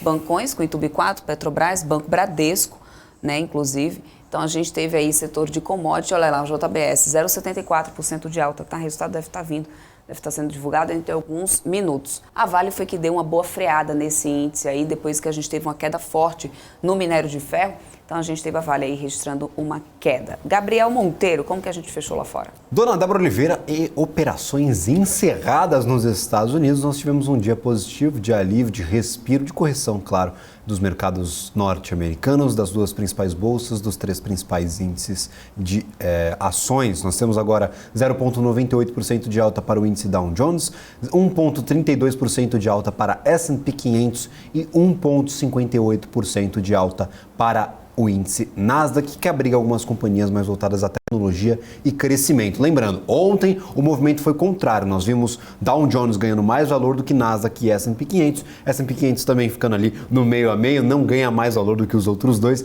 Nasdaq hoje é quem se destaca positivamente, 1,58% de alta já com as operações encerradas, Dona Débora Oliveira. Lembrando, amanhã, como a gente já mencionou algumas vezes, inclusive na última entrevista, super quarta-feira, decisão de política monetária lá nos Estados Unidos, podemos ver Jerome Powell surpreendendo, talvez no discurso, no seu pronunciamento pós-divulgação da decisão, e aí a gente vai trazer todas essas atualizações aqui com os melhores especialistas do mercado. Melhor cobertura você só tem aqui na BMC News, e informação que gera valor é aqui, né, Débora Oliveira? Exatamente isso. Bom, a gente vai para mais um giro de notícias, gente. Eu começo falando sobre Americanas, hein? Americanas divulgou um fato relevante para informar ao mercado que apresentou perante a Justiça o relatório circunstanciado das atividades do Grupo Americanas em conjunto com o primeiro relatório mensal de atividades. No documento, a varejista diz que teve acesso ao relatório já durante o pregão dessa terça-feira e julga que ele contém informações relevantes que não são públicas. Mas o relatório contém também informações e documentos revestidos de sigilo jurídico, comercial e ou profissional, razão pelo qual o documento foi apresentado perante o juízo em sigilo. A varejista afirmou que depois que forem extraídas essas informações sigilosas, será apresentado nos autos também a versão pública do relatório. O Nubank anunciou a ampliação dos testes para oferta de empréstimo consignado, o Nu Consignado. Nesta primeira fase, uma parcela de clientes no Brasil, que são servidores públicos federais, poderá contratar o serviço diretamente pelo aplicativo. Nesta modalidade de consignação, o valor do empréstimo contratado para o custo efetivo total é deduzido diretamente da folha de pagamento dos servidores públicos federais. Para os servidores, não há um teto de juros, diferentemente do que ocorre na oferta de crédito para beneficiários do INSS. O período de testes deve perdurar ao longo deste primeiro semestre para depois o banco ampliar a disponibilidade do produto entre esse público. O Nubank está expandindo a oferta de crédito em que o cliente tem o seu investimento como garantia. Em novembro do ano passado, anunciou uma primeira versão do produto nesta mesma modalidade. E o presidente Luiz Inácio Lula da Silva afirmou nesta terça-feira que a privatização da Eletrobras foi uma loucura feita para proibir a gente de tomar ela de volta. E ele disse também que pretende entrar com ação na justiça para retomar a empresa. Segundo ele, o que foi feito na Eletrobras foi um crime. Lula também questionou sobre o que foi feito com o dinheiro da privatização. O presidente disse que espera que o governo volte a ser dono da maior companhia de energia do país. Lula também falou sobre a Petrobras. Ele ressaltou que a estatal é uma empresa de energia que não pode ser uma empresa vendedora para ter lucro só para distribuir para rentistas. O petista destacou ainda que é preciso fazer com que empresas de engenharia se fortaleçam nesse país, já que a Lava Jato, segundo ele, quebrou as empresas. Vladimir Putin garantiu ao líder chinês Xi Jinping que a Rússia é capaz de suprir as crescentes necessidades de energia da China. Segundo a AFP, o presidente russo explicou na reunião com Xi Jinping no Kremlin que as empresas russas estão em posição de responder à crescente demanda de energia da China. Putin tem a meta de entregar à China pelo menos 98 bilhões de metros cúbicos de gás russo e 100 milhões de toneladas de gás natural liquefeito antes de 2030. A Rússia enfrenta sanções do Ocidente na venda de energia, como o petróleo, por causa da invasão à Ucrânia, e a China tem sido um dos principais destinos de seus produtos. O vice-primeiro-ministro da Rússia, Alexander Novak, ele disse que o país continuará com um corte na produção de petróleo de 500 mil barris por dia até o final de junho, segundo a Reuters. Novak explicou que a Rússia está perto de atingir a sua meta de redução nos próximos dias. Essa meta de que o país cortaria 500 mil barris de petróleo em março tinha sido anunciada no mês passado. Em um comunicado, Novak disse que o mercado global de petróleo está sob pressão sem precedentes. Ele citou os embargos do G7 contra a Rússia e o que chamou as tentativas de perigosas de limitar o preço do petróleo do país. O presidente do Conselho de Supervisão do Banco Central Europeu, Andrea Enria, afirmou hoje que a normalização monetária está aumentando a exposição do sistema bancário europeu. No entanto, ele reafirmou que o risco que as altas de juros representam para o setor sempre foi monitorado. Para ele, a crise do Credit Suisse não teve impacto significativo nas posições e financiamentos de liquidez da zona do euro. Ele também não vê correlação direta entre a quebra do banco regional nos Estados Unidos e as instituições europeias. Já o presidente da Autoridade Bancária Europeia, José Manuel Campa, destacou que os bancos europeus excedem muitos dos requisitos mínimos de liquidez, mas ele alertou que os bancos têm que saber lidar com o cenário de juros altos e elevada volatilidade. Bom, e o Departamento Federal de Finanças da Suíça suspendeu temporariamente algumas remunerações variáveis de funcionários do Credit Suisse a pedido do banco, segundo informações do Conselho Federal do Governo. A medida vale para remunerações variáveis de anos fiscais até 2022 já atribuídas, mas deferidas, o que significa que são componentes salariais variáveis que não são pagos até determinada data, como, por exemplo, as atribuições de ações. A exceção da decisão é para os valores que já estão em processo de pagamento. O Conselho Federal também pediu novas medidas sobre remunerações variáveis e assim, o banco vai tomando ali algumas decisões. Lembrando, Gabriel, que a gente já teve também aí a confirmação de que uma nova onda de demissão deve acontecer após o UBS ter adquirido aí o Credit Suisse, O que a gente só fala de demissão, né, Débora Oliveira? Já parou para pensar? A Amazon agora, 27 mil, se não me engano, se eu não perdi as contas, já são 27 mil demissões. Só em 2023. Fora as outras Big Techs, só em 2023. Né? Ou seja, a primeira, acho que a dúvida que fica é como que fica a operação dessa companhia agora? Se antes precisava de 23 mil funcionários para poder funcionar, como que fica agora? Ou será que não era necessário tanto e aí vinha aí uma falha de administração? Né? Ou seja, são vários pontos aí que precisam ser analisados, mas o fato é que não é também só a Amazon, existem outras Big Techs, a gente viu isso acontecer com Meta, com Twitter, enfim, o cenário macroeconômico tem pesado muito e para vários setores. Agora a gente está vendo o setor bancário, né? Exatamente. Agora, para você que gosta da nossa programação, gostaria de perguntar se já está inscrito no nosso canal do YouTube. Não é porque nós vamos agora para a TV fechada que você não deve se inscrever agora, neste momento, no nosso canal do YouTube. Então, abaixa um pouquinho a sua tela, tem um botão vermelho escrito inscrever-se. Também clica nesse botão e ative o sininho das notificações. Muito importante ativar o sininho das notificações para você receber em tempo real tudo que nós publicamos aqui no nosso canal do YouTube. São mais de 1000 vídeos ali por mês, então a gente tem um portfólio amplo aí de tudo que você precisa para investir aqui no mercado brasileiro, mas também no mercado internacional. Para além da nossa programação ao vivo, nós temos vários vídeos produzidos diretamente para o YouTube e também para as nossas redes sociais. Então acompanhe, se inscreva e clique no sininho das notificações. Aproveita que você já está aqui na aba de configurações do YouTube, deixa o like, porque o like é muito importante para disseminar o nosso conteúdo aos 7 ventos, para que mais pessoas conheçam o conteúdo da BMC News e tenham acesso a esse conteúdo de qualidade sobre mercado financeiro, negócios e economia. Nossa missão aqui é produzir o máximo de conteúdo possível com a melhor qualidade e também chegar na maior parte das pessoas aqui que investem no mercado brasileiro. Não é possível que 4 milhões de pessoas investem e apenas 470 mil nos seguem aqui no YouTube, hein, Débora Oliveira? Então vamos aumentar esses números para fazer parte desse crescimento. Só se inscrever e deixar o like na nossa programação. É isso aí. Então agora a gente vai para um rápido intervalo, que é para dar tempo de você se inscrever aí no nosso canal, compartilhar também a nossa programação, né? Até final de contas, se preparar que a gente está indo para a TV. Já se inscreve aí para não perder nada da nossa programação, também aqui pelo nosso canal do YouTube. A gente vai para um rápido intervalo, daqui a pouquinho a gente está de volta. As empresas que fazem parte do seu dia a dia estão em uma das maiores bolsas do mundo, a Nasdaq. E a boa notícia é que você pode investir nessas empresas diretamente pela Avenue, sua corretora nos Estados Unidos. Com os dados das ações dos Estados Unidos fornecidos pela Nasdaq em tempo real, o cliente Avenue pode acessar diretamente as maiores bolsas do mercado americano. Entre neste mercado de tecnologia e inovação. Acesse avenue.com.br/Nasdaq e seja bem-vindo ao mercado global. Você está cansado da mesmice? Negociando em plataformas com ferramentas desatualizadas? Falta variedade e funcionalidade? Aproveite nossa grande seleção de ferramentas de trade. Baixas taxas de negociação, suporte em português 24 horas por dia, com mais de 200 criptomoedas disponíveis para trade e a facilidade de depósitos com Pix. Aproveite o futuro agora. Bybit. Abra sua conta hoje mesmo. Bybit.com.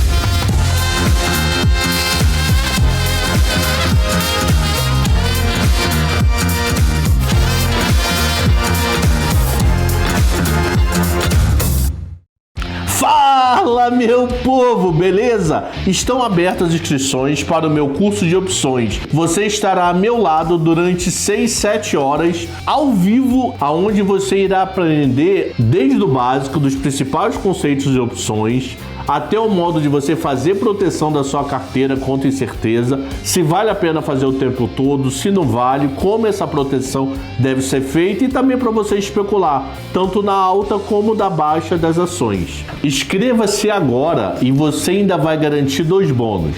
O primeiro bônus, a carteira recomendada de opções de Marco Saravalli, e o segundo bônus, a carteira de financiamento também de opções com Marco Saravalli. Te espero lá.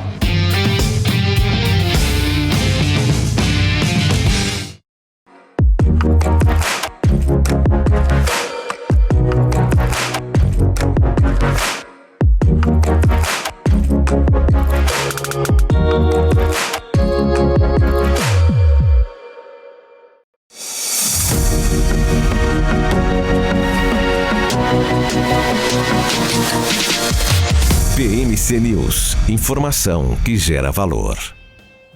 Estamos de volta, uma atualização aqui para vocês de Americanas, gente. A Justiça do Rio derrubou há pouco os efeitos da medida cautelar que tinha sido obtida pela Americanas no dia 13 de janeiro. Com essa decisão, os bancos poderão compensar os recursos que a varejista tem junto às instituições. A decisão foi tomada por unanimidade por 3 desembargadores da 15ª Câmara do Direito Privado. O tribunal analisou um agravo de instrumento impetrado em nome do Safra, que tem 100 milhões de reais em recursos da Americanas depositados. A medida cautelar, que foi obtida pela Americanas 2 dias após a revelação do rombo de 20 bi, impedia, que os bancos compensassem essas dívidas com recursos que a varejista tinha em contas nas instituições financeiras. Os magistrados declararam nula a decisão devido à forma como foi feito o pedido pela Americanas. Dessa maneira, os efeitos da recuperação judicial só passam a valer a partir do dia 19 de janeiro, quando a varejista, de fato, entrou com o pedido.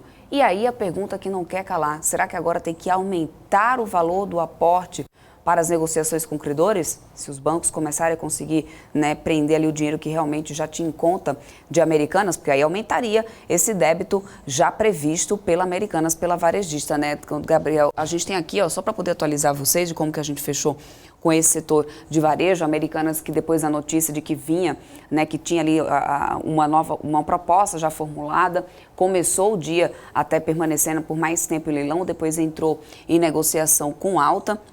A B3 fechou o dia aqui com alta de 2,78%, com essa possibilidade aí desse valor ser negociado, de 12 bilhões seria o que estaria sendo oferecido pelos 3 principais sócios, aos credores.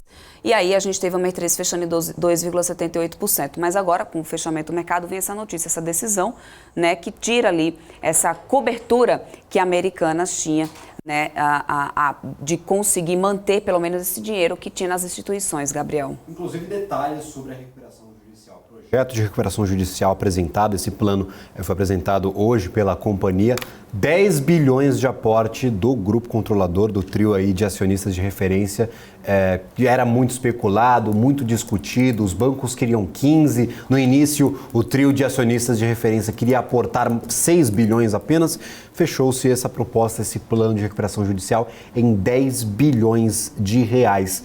Não deve agradar muito as instituições financeiras e deve motivar esses movimentos, como a Débora Oliveira mencionava, de tentar travar os recursos de Americanas para desenvolver o seu plano de recuperação judicial. Lembrando, esse plano ele deve ser aprovado, deve ser aceito pelos principais credores e, dentre esses credores, as principais instituições financeiras do país. A Americanas também projetou a venda de alguns ativos do seu portfólio, Débora Oliveira. Dentre esses ativos, a Uni.co, que é dona das marcas Phuket, Imaginarium e Love Brands, e também do Hortifruti Natural da Terra e a participação na Vem Conveniência. Então, todos esses ativos serão desinvestidos pela companhia, farão parte da captação de recursos para a recuperação judicial da empresa. Isso tudo motivou essa alta no dia de hoje. A Americanas, inclusive, via altas maiores ao longo do dia, foi perdendo força ao longo do pregão. Então, por enquanto,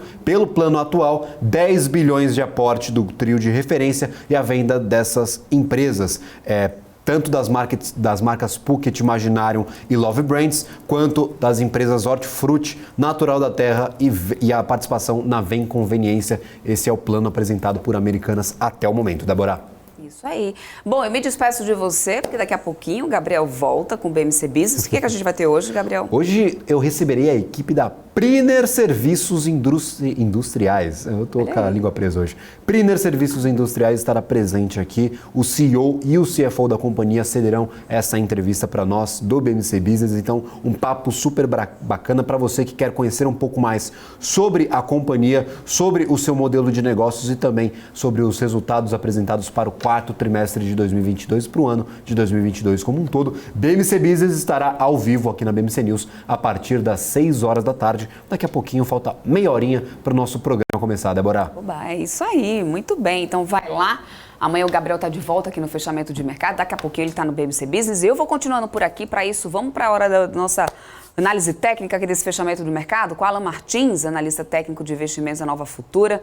Já está aqui com a gente. Alan, obrigado por ter aceito o convite para estar aqui fazer esse fechamento de mercado. Seja bem-vindo sempre.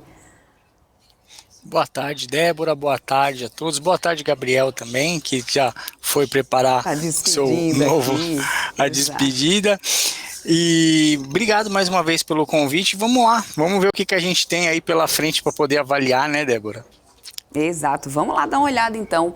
Bom, primeiro, a gente já estava falando de Americanas, mas antes da gente entrar em Americanas, eu queria dar uma olhada nesse índice Bovespa, que vem numa lateralidade.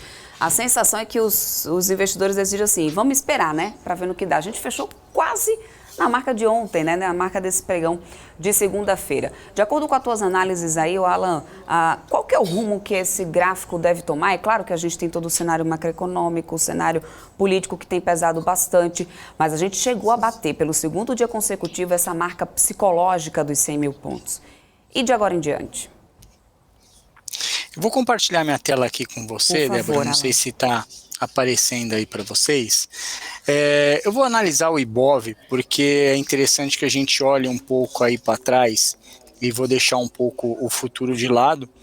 Eu posso só pedir, Alan, para você colocar a sua marca d'água, só para poder o pessoal que está em casa conseguir identificar o gráfico que você está analisando? Já facilita, porque daqui a pouco o pessoal vai começar a pedir aqui no chat. Já conheço todo o meu público aqui. Deixa só eu ver onde é que insere aqui acho que é em propriedades aqui, mostrar, cadê? Exibir marca d'água aqui, pronto. Vamos lá. Bom, eu vou tirar o zoom um pouco para a gente poder entender qual que é a história que está contando, né? A gente tem um suporte aqui que realmente é um suporte que vem preocupando.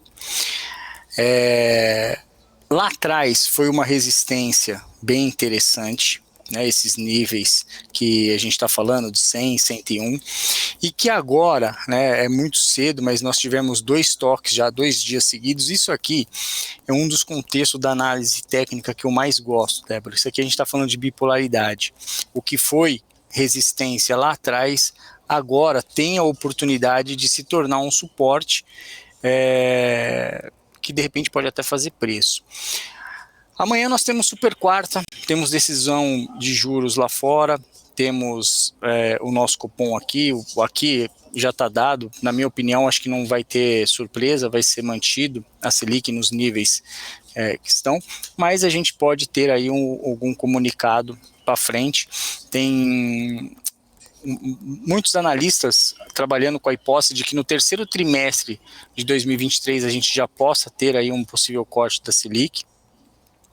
E talvez, Débora, se a gente tiver algum indício de que isso pode acontecer, mesmo que talvez nesse momento por conta de uma pressão, mas num certo ponto pode ser que faça preço e de repente a gente tenha esse suporte respeitado, e aí sim esse contexto de bipolaridade que lá atrás foi uma resistência, né, mesmo que mesmo vindo de um movimento de queda, para sair dali a gente teve ali alguns toques, né, para até confirmar o rompimento dessa resistência. Agora a gente pode estar tendo um contexto de um suporte. Eu acredito que pode até ser que venha um movimento para baixo disso no intraday, Débora. O que eu quero dizer com isso? Eu acho que a gente pode ter um dia onde a gente rabisque, né, venha trabalhar abaixo desses níveis, mas eu acho que ele tende a retornar. Não fico confortável, por mais que a gente tenha aí contexto de cautela sobre a situação dos bancos americanos, né, muitas movimentações sendo feitas, mas eu acredito que esse suporte possa fazer preço pelos próximos dias, se não houver surpresa, né? E de repente a gente ter aí não diria que vai voltar rápido, tá? Mas eu acredito que a gente possa ter aí um movimento aqui entre 100 mil e 105, 106. Não vejo uma saída rápida dessa lateralização se nós não tivermos aí tanto uma melhora, um cenário mais claro aqui, né, principalmente da parte do governo, um arcabouço fiscal aí que de repente agrade o mercado, lá fora um sinal de que essa situação do crédito dos bancos possa ter dado uma amenizada. Então, se tudo caminhar para esse contexto, eu acho que a gente pode ter aí ainda um range entre 101, 105, 106, tranquilo, até vir aí um norte mais claro e de repente trazer aí confiança para o investidor e fazer com que a bolsa retorne aí a patamares mais altos. Mas por enquanto, muito fluxo para renda fixa, né? Muita gente ainda procurando investimento um pouco mais sem risco, e aí a gente vê claramente o que a bolsa vem sofrendo com essas buscas, né, por proteção. Bom, a gente estava falando ainda há pouco aqui de Americanas também, o Alan, acho que não sei se você conseguiu ouvir, né, a notícia que eu trouxe há pouco, a decisão que foi derrubada aí pela Justiça do Rio de Janeiro. A gente sabe que se a gente olhar o gráfico de Americanas, a gente até tem tido, por exemplo, hoje teve um movimento de alta, mas está longe do papel recuperar qualquer alta que tenha tido, né, lá atrás, a desvalorização é muito grande. E se a gente olha o gráfico, a gente vê uma certa lateralização, assim a gente pode dizer, né, Alan? Esses movimentos de alta que a gente acompanha, seria um movimento especulativo, na tua opinião? Como que você analisa essa lateralidade pós essa grande despencada aí do papel? Não, para mim é totalmente especulativo. Eu não, assim, até porque eu gosto de falar muito dessa palavra contexto. E aí, Débora, se a gente for falar de contexto, né, qual contexto você teria para de repente apostar na empresa? Apostar com vontade, né? Não tem ainda uma situação, por mais que a gente está vendo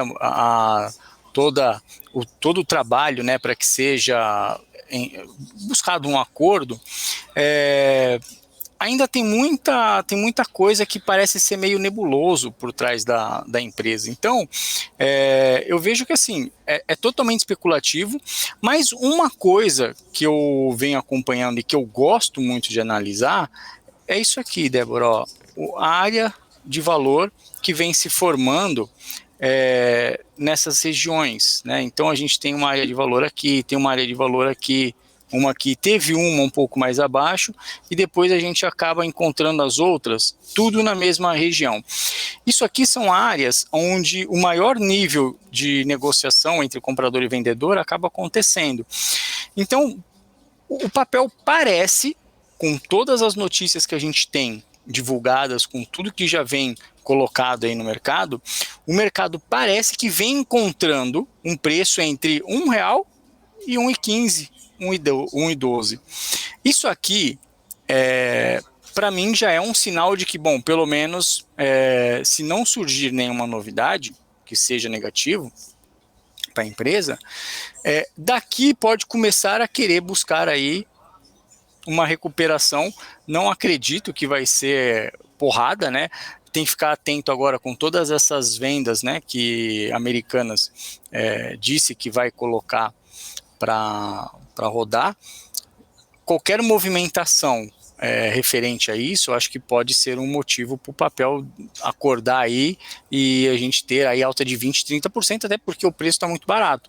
E nesse cenário, nesse contexto que ela se encontra, qualquer coisa que seja vendida, qualquer dinheiro que entre, vai fazer preço no papel, e eu acredito que tem chance aí de... Mas totalmente especulativo, tá, Débora? No meu ponto de vista, totalmente especulativo. Perfeito. Bom, deixa eu começar a trazer os papéis aqui que o pessoal está pedindo no chat. O Solador Tropeiro, aliás, está pedindo para a gente dar uma analisada em ABC, Brasil Banco ABC. É o pedido dele aqui, ABC B4.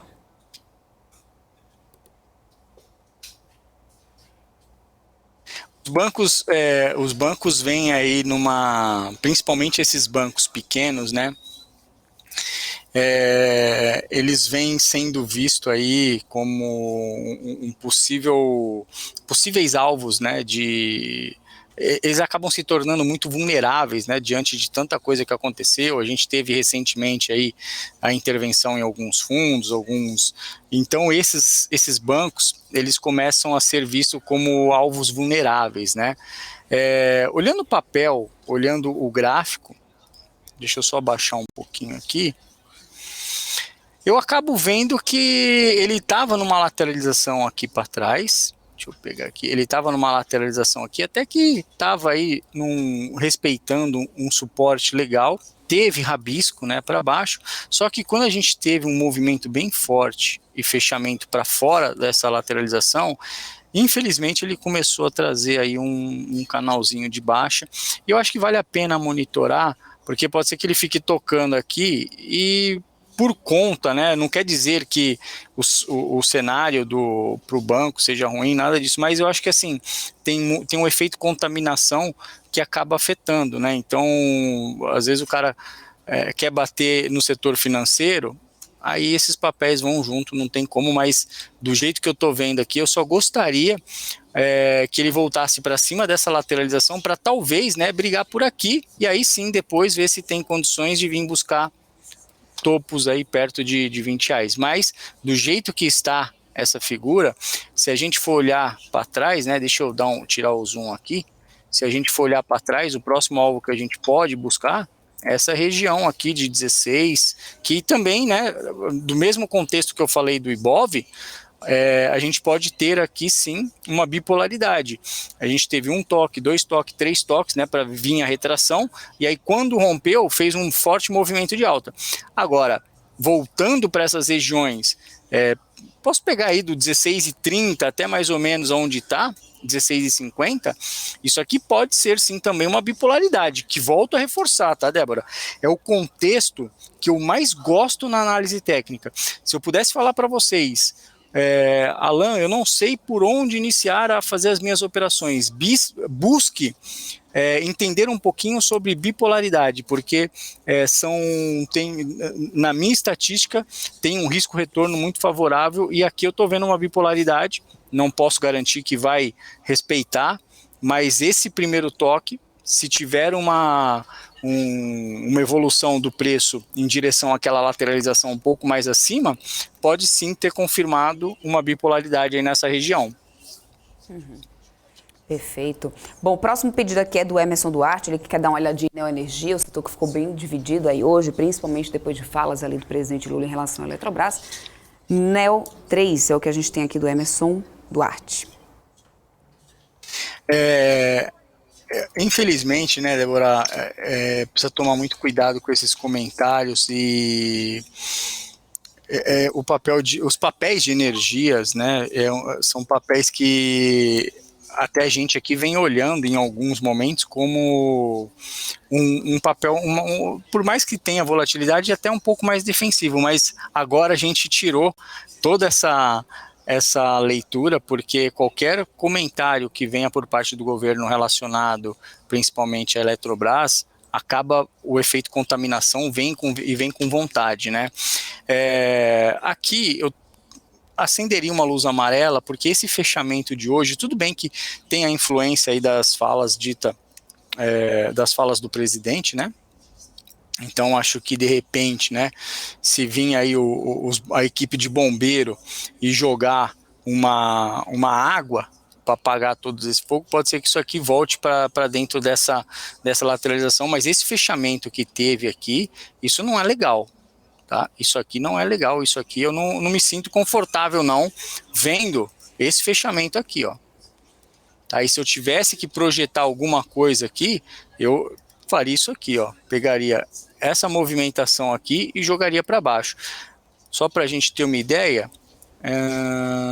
deixa eu tirar aqui. Ter uma ideia, eu estou falando aí de praticamente 8%. A gente pode ter aí o papel vindo próximo de 12, 12,50.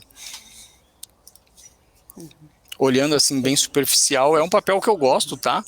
Mas é um papel que vai ficar também à mercê de algumas falas, principalmente sobre o setor de energia, e que pode sofrer.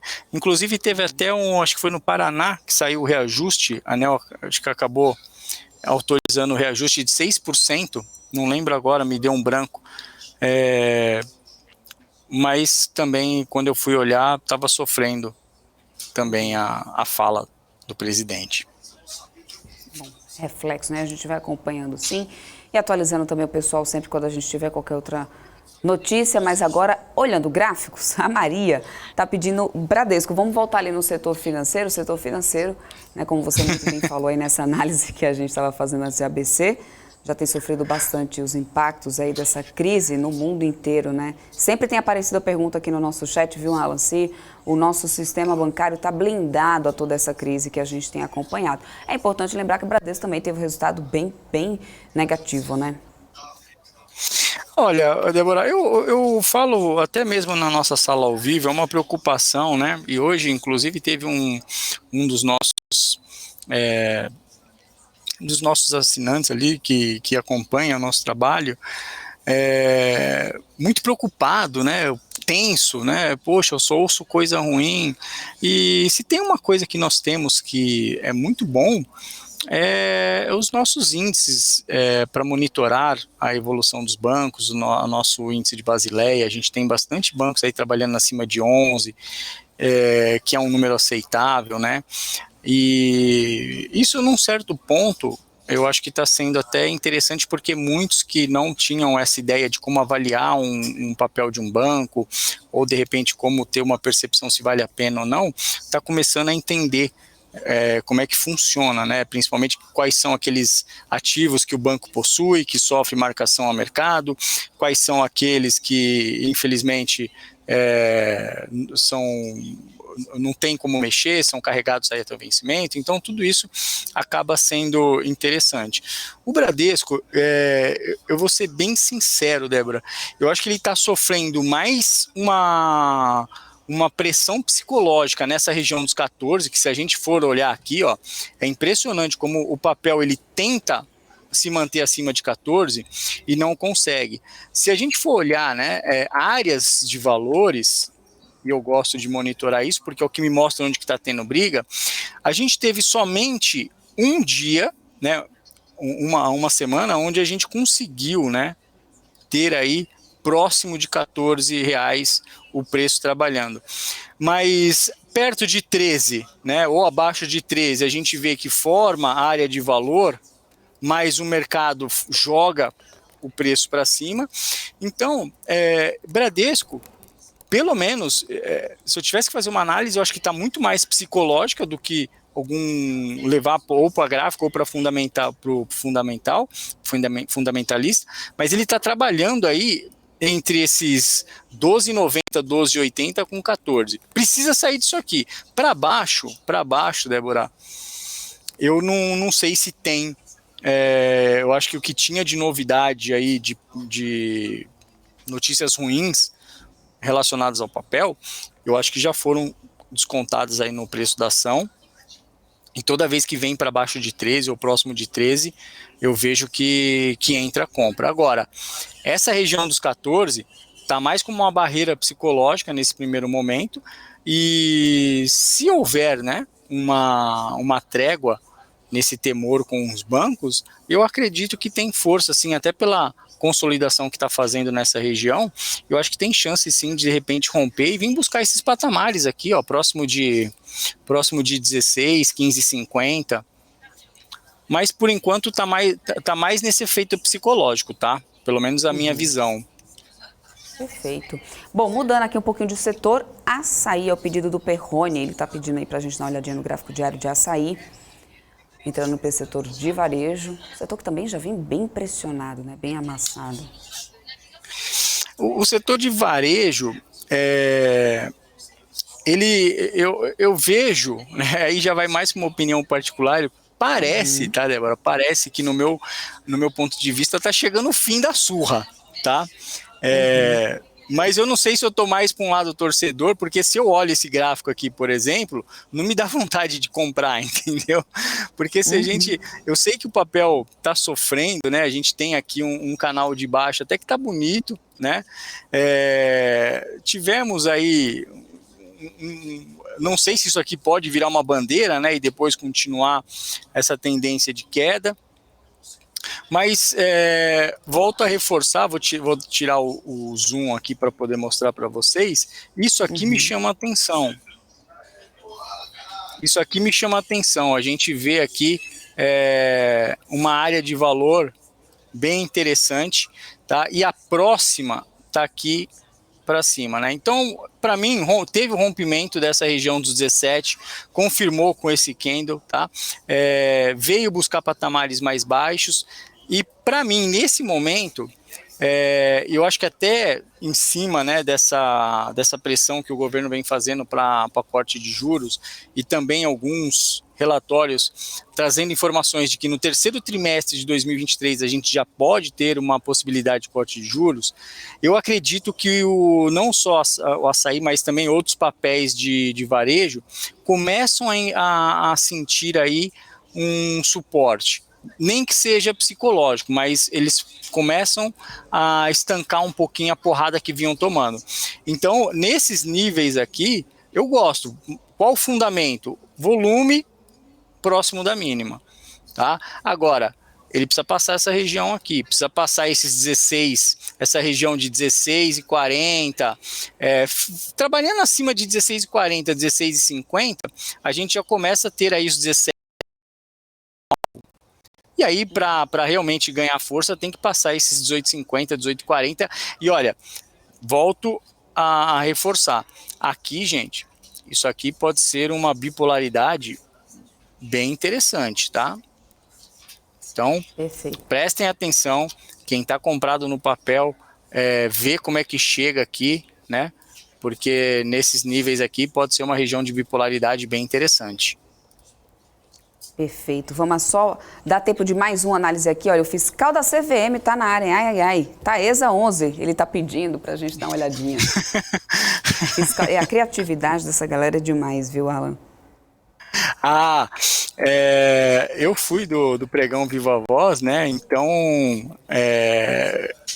lá a gente aprendeu a desenvolver a criatividade de uma forma bem interessante. Olha, é um papel que eu gosto também. Não achei forte esse movimento de venda. Até quando fez essa figurinha aqui, a gente estava conversando, né? Eu peguei errado aqui. Eu imaginei que a gente pudesse ter aí um suporte aqui nessa lateralização. Mas esse fechamento aqui não me deixa contente. Parece que ele está querendo vir buscar essa região e não gosto. Agora, se eu tivesse que falar para vocês, esse fechamento me tirou um pouquinho a percepção de que esse suporte poderia ser interessante. Agora, eu trabalharia para quem está no papel, aguarda, né, se quiser aumentar um pouquinho a posição ou quiser trabalhar, aguarda essa região de 33, 34,20, porque com esse fechamento eu vejo potencial de vir buscar sim, tá? Agora, não gosto, em hipótese alguma, trabalhando abaixo de 33, tá? Muito menos se perder essa região dos 32,50. Não acho que isso vai acontecer agora, eu acho que o papel pode encontrar suportes aqui nessa região de 34,20 até mais ou menos a região dos 33,80, tá? Agora, abaixo disso eu acenderia a luz amarela porque a gente tem um gap aqui, ó, tá? A gente tem um gap do 33,50 que vai até mais ou menos os 33. Eu acredito que esse suporte 33,80 seja o piso para esse momento, tá? Mas esse fechamento que a gente viu aí, principalmente abaixo dessa região dos 35,24, não fico contente, não. Se eu fosse olhar para a compra, eu aguardaria um pouquinho. Eu vou trazer esse pedido aqui só porque o Projeto Aumento disse que duvidava que eu pudesse pedir esse papel aqui. Tec N3, Tecnos, olha, a Tecnos SA. É difícil alguém pedir esse papel aqui, inclusive. Eu nem lembro de ter visto. TEC N3. N3. Tecnos SA. Pediu na hora certa, né? Olha aí, olha aí. Pediu. Olha, tem um topo duplo aqui. Eu não acompanho o papel, mas já que pediram e você falou para botar na tela, Débora, tem um topo duplo aqui. Teoricamente, seria uma... Aqui nós temos, né? Temos um topo duplo aqui. Teoricamente, isso aqui seria uma resistência, até indicando que poderia haver aí uma realização, né? Só que uma coisa que eu gosto, né, e até avaliando aqui áreas de valores, a gente tem uma área de valor aqui bem próximo nos 2,70. A gente tem mínimas aqui próximo de 2,68. E a gente tem essa região do 2,62 que pode ser que aqui encontre uma bipolaridade. Para eu falar para vocês que esse topo duplo pode vingar, ele vai ter que perder essa região aqui do 2,46, 2,45, eu acho que é muita coisa, tá? Então, mesmo sendo uma figura interessante, né, para apostar numa realização do papel, eu não me sentiria confortável em vender aqui não, eu me sentiria muito mais confortável em vender talvez abaixo aqui dessa região do 2,62, 2,60 com possível alvo aqui em 2,46 do que vender agora aqui nesse topo. E aí, de repente, trabalhar com a hipótese de um topo duplo aí. Eu vejo aí que o papel pode estar querendo trazer uma falsa leitura de um topo duplo e de repente trazer para cá, ó, um pivôzinho, né? Aqui, ó, deixar aqui um pivôzinho, né? E aí a gente ter aqui um movimento aí de rompimento, tá? Perfeito, perfeito. Bom, peço que vocês compartilhem aí sua tela, viu, Alan, para poder a gente despedir por aqui. Quero muito agradecer a tua participação aqui conosco, sempre importantíssimo para nós. Tem um fechamento de mercado aqui. É só descompartilhar a sua tela para a gente só despedir. Saiu? Agora ficou preta. Deixa eu ver se você volta aqui para a gente dar um oi. Vamos ver se ela consegue aparecer ele por aqui para a gente agradecer. Agradecer o pessoal da Nova Futura também, né? E deixar já um forte abraço aí. Ainda não voltou, agora voltou, o pessoal da produção está dizendo. Deixa eu ver o Alan aqui na tela. Agora sim. Aí. Alan, muito obrigada mesmo pelo teu tempo, por participar aqui desse fechamento de mercado. Espero contar mais vezes com você por aqui. Muito obrigado, forte abraço e até a próxima. Eu que agradeço, Débora, obrigado pelo convite, desejo a todos um ótimo final de tarde e que vocês possam descansar bastante, porque amanhã nós vamos ter um dia bem movimentado. Dia daqueles, é isso aí. Muito obrigada, meu querido, até mais, tchau, tchau. Tchau, tchau. E eu vou ficando por aqui, gente. Me despeço de vocês, lembrando que a nossa programação não acaba por aqui. Vem aí ao vivo Gabriel Monteiro com o Business, ele que vai conversar com o pessoal da Priner. Então continue aqui na nossa programação. Eu volto amanhã ao vivo às 10 horas da manhã na abertura do mercado. Tchau, tchau, pessoal.